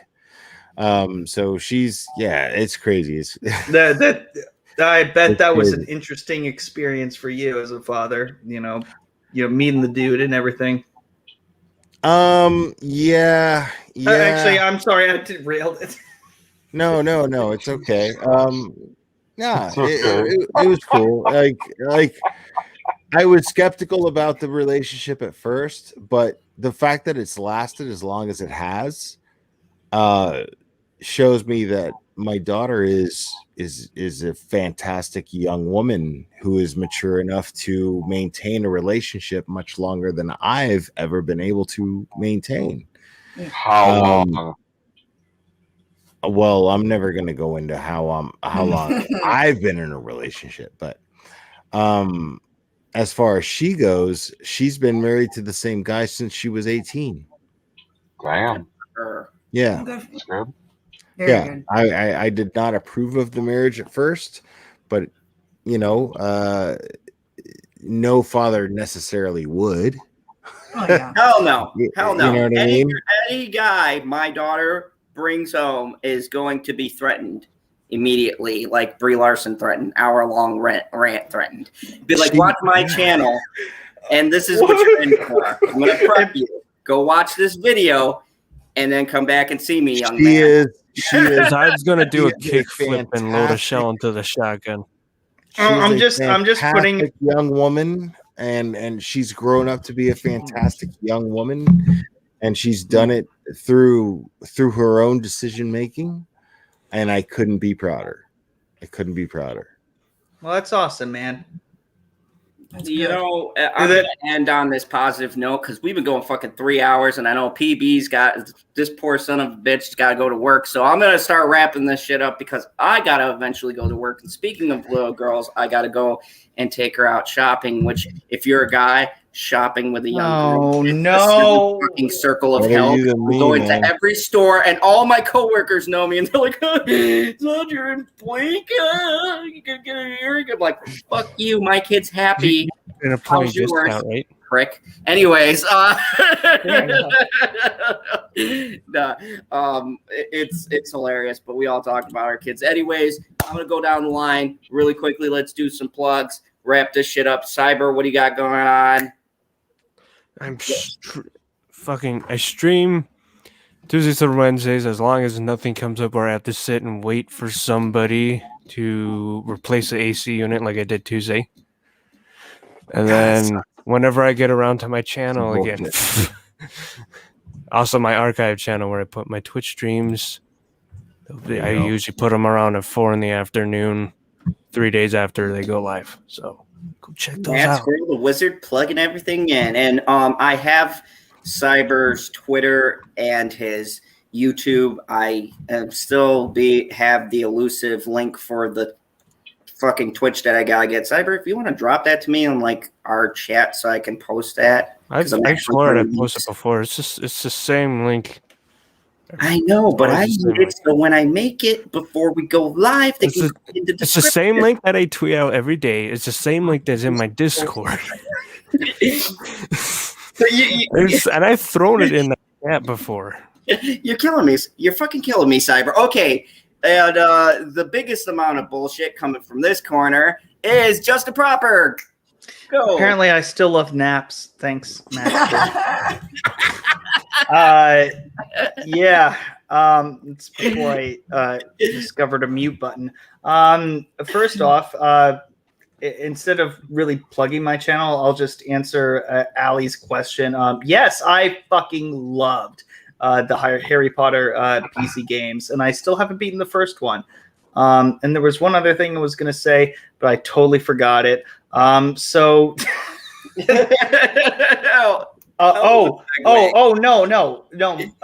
The second thing was, by the way, check out This Week in Bullshit Thursday, 7 p.m. Eastern. But every Thursday, and it's great.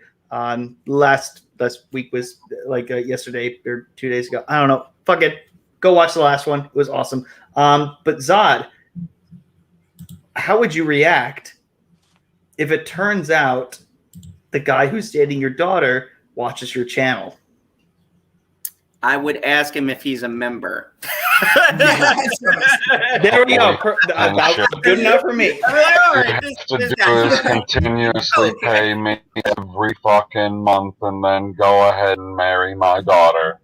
You know what? This guy's all right. He's okay. He's got his head on his shoulders. That's all. And of course, the squirrel that endures being with all of us craziness.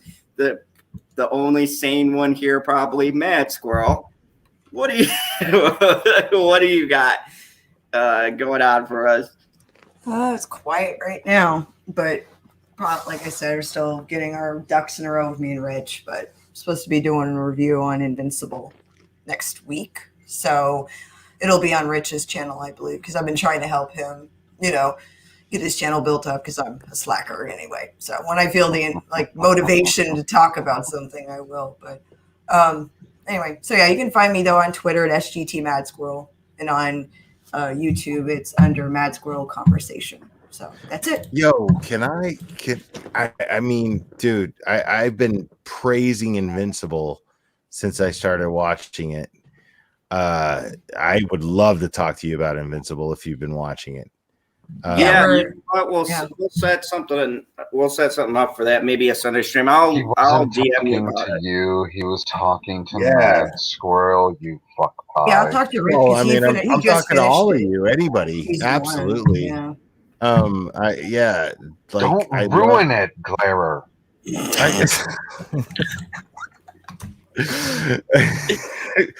I'm just saying, you're making me blush. Shut up. I'm just. No one's ever told Zod to shut up. I'm just saying, like, Invincible is a fantastic show, and like I love talking about it. So yeah, I'd love to find out when you're doing that so that I can be there for it. Absolutely, or on Zod's or whoever will be. I'll let you know because I know Rich. We're talking about it. I need to finish season 1, whatever, and then. Well, there's only season 1. I know. But yeah. Oh yeah. Let me tell you something. No spoilers, but one of the reasons why I love this show so much is because the last episode is the whole show's animated, but the last episode was really difficult for me to watch. It was really difficult. I had a hard time with it. These are my facial expressions.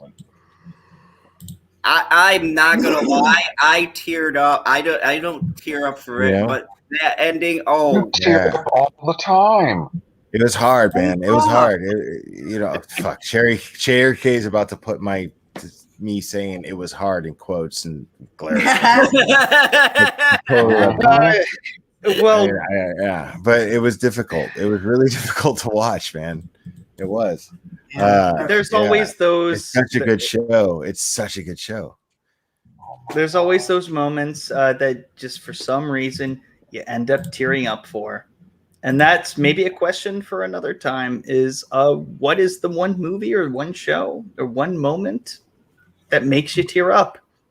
Okay, yes, which is for another time because goddamn, it's for next week. Next week, let's have the Glare come back on and we can have that discussion. I'm going to answer that right now. It was the Shawshank Redemption, the end of Shawshank Redemption. Every time. That wasn't every time. That wasn't it was a preview, but okay.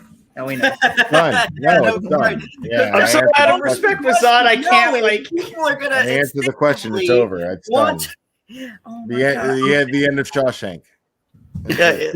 All right, so we talk about movies next week with the whole damn show. Sorry. We should do this I'm not every saying week. I won't be here, but I can answer it now. We don't have to wait till next week. There's no cliffhanger here. It's the end of we gotta make Shawshank. them wait. We gotta make them want more. Come on, whatever. Close the dot. We can. Dude, look at us. We've been asking random crazy questions all night, man. We're gonna come up with some fantastic questions. PB says, That's I what we need to do. leave. I have to work. Shut up, Justin. All right. That's my fault too. I keep dragging this out, and everybody's trying to hang up, and I'm the guy going, "Hold on, hey." I'm that guy. Yeah, Speaking of which, Mr. Claire, do you have anything you'd like to promote coming up on your channel? No. Oh, No. that was No. That was No, a I like this. Yeah, this is just for me. I love this. awesome. Well, we're glad to. I don't know how Check to the respond to that. the commander's co-host, mi amigo, the person who confused me and has to leave. Mr. Pop Culture PB, what have you got for us coming up? I said that comment like 20 minutes ago before you started talking about your daughter, but I do have your moment, so you're welcome. And to everybody in the chat, I'm doing an after party tomorrow night on my channel, Pop when I Culture listen to- PB, where I have talk no- about I have everything no pop case to culture. put to PB. Whatever When I hear goes in PB head. talk, I picture a gun with a mouth. That's what I picture PB. Just this revolver with a mouth that's just fucking like shooting and assassinating. How high are you tonight? Oh, I'm high. Yeah, I'm high. I'm not. Well, I wasn't asking you, people. Oh my God! Super Please, down before we get Question was PB. posed. Blair, what's your Twitter so I can invite you on This Week in Bullshit at a night where none of my panelists show up? T_Glarer, bro. No. Just type it in the private chat, please. Yeah, It'll make it easier. Type it in the private You know what I chat. mean? Oh Type my right now. God. You just fucking called Okay. me out for being fucked up, and you made me type. God damn you, dude. Isn't type the I fucking wasn't thing going- all I'm not guys typing anything right now. You expect him to type. I'm not typing anything right now. Okay, so PB has the great after party. I'll be there late, of course, fashionably as always. Your internet didn't work. Yeah. Oh, there we are. Yeah. So it was a lie. Anyway, continue. No, it wasn't. My internet was fucked up. I literally had to go and I had to reprogram. I just had to go sit in a different part of my empty fucking building. Why do I do this to myself? Why do you do this to yourself, dude? I love this shit.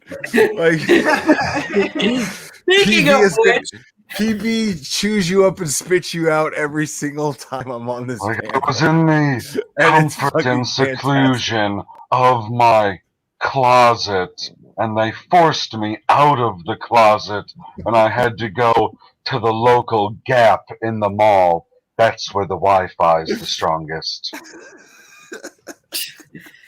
anyways, you can see more of this show, this shit show next Friday. We'll be having another late night talks, and tomorrow we have Phantom Zone News where we will be talking about. I'm not going to spoil it. Just tune in tomorrow at 8 with PB, who will be less ranty because he's going to save it all for the after party. But I'm sure he'll still call me out, and then I'll have Father Zod, who will berate me too about everything in my childhood. So glutton for punishment, all for you. I got childhood trauma and PB all in the same show. Why? This is why I'm an alcoholic. Anyways, thank you everybody for joining. Yeah, And I'm the only one here you that's need drunk. to step up your game, motherfucker.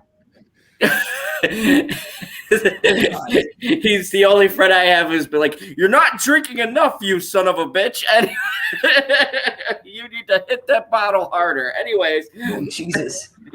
make sure that you guys share this across the web, Twitter, Instagram, all that good bullshit. Shit on YouTube. Pinterest. Yes.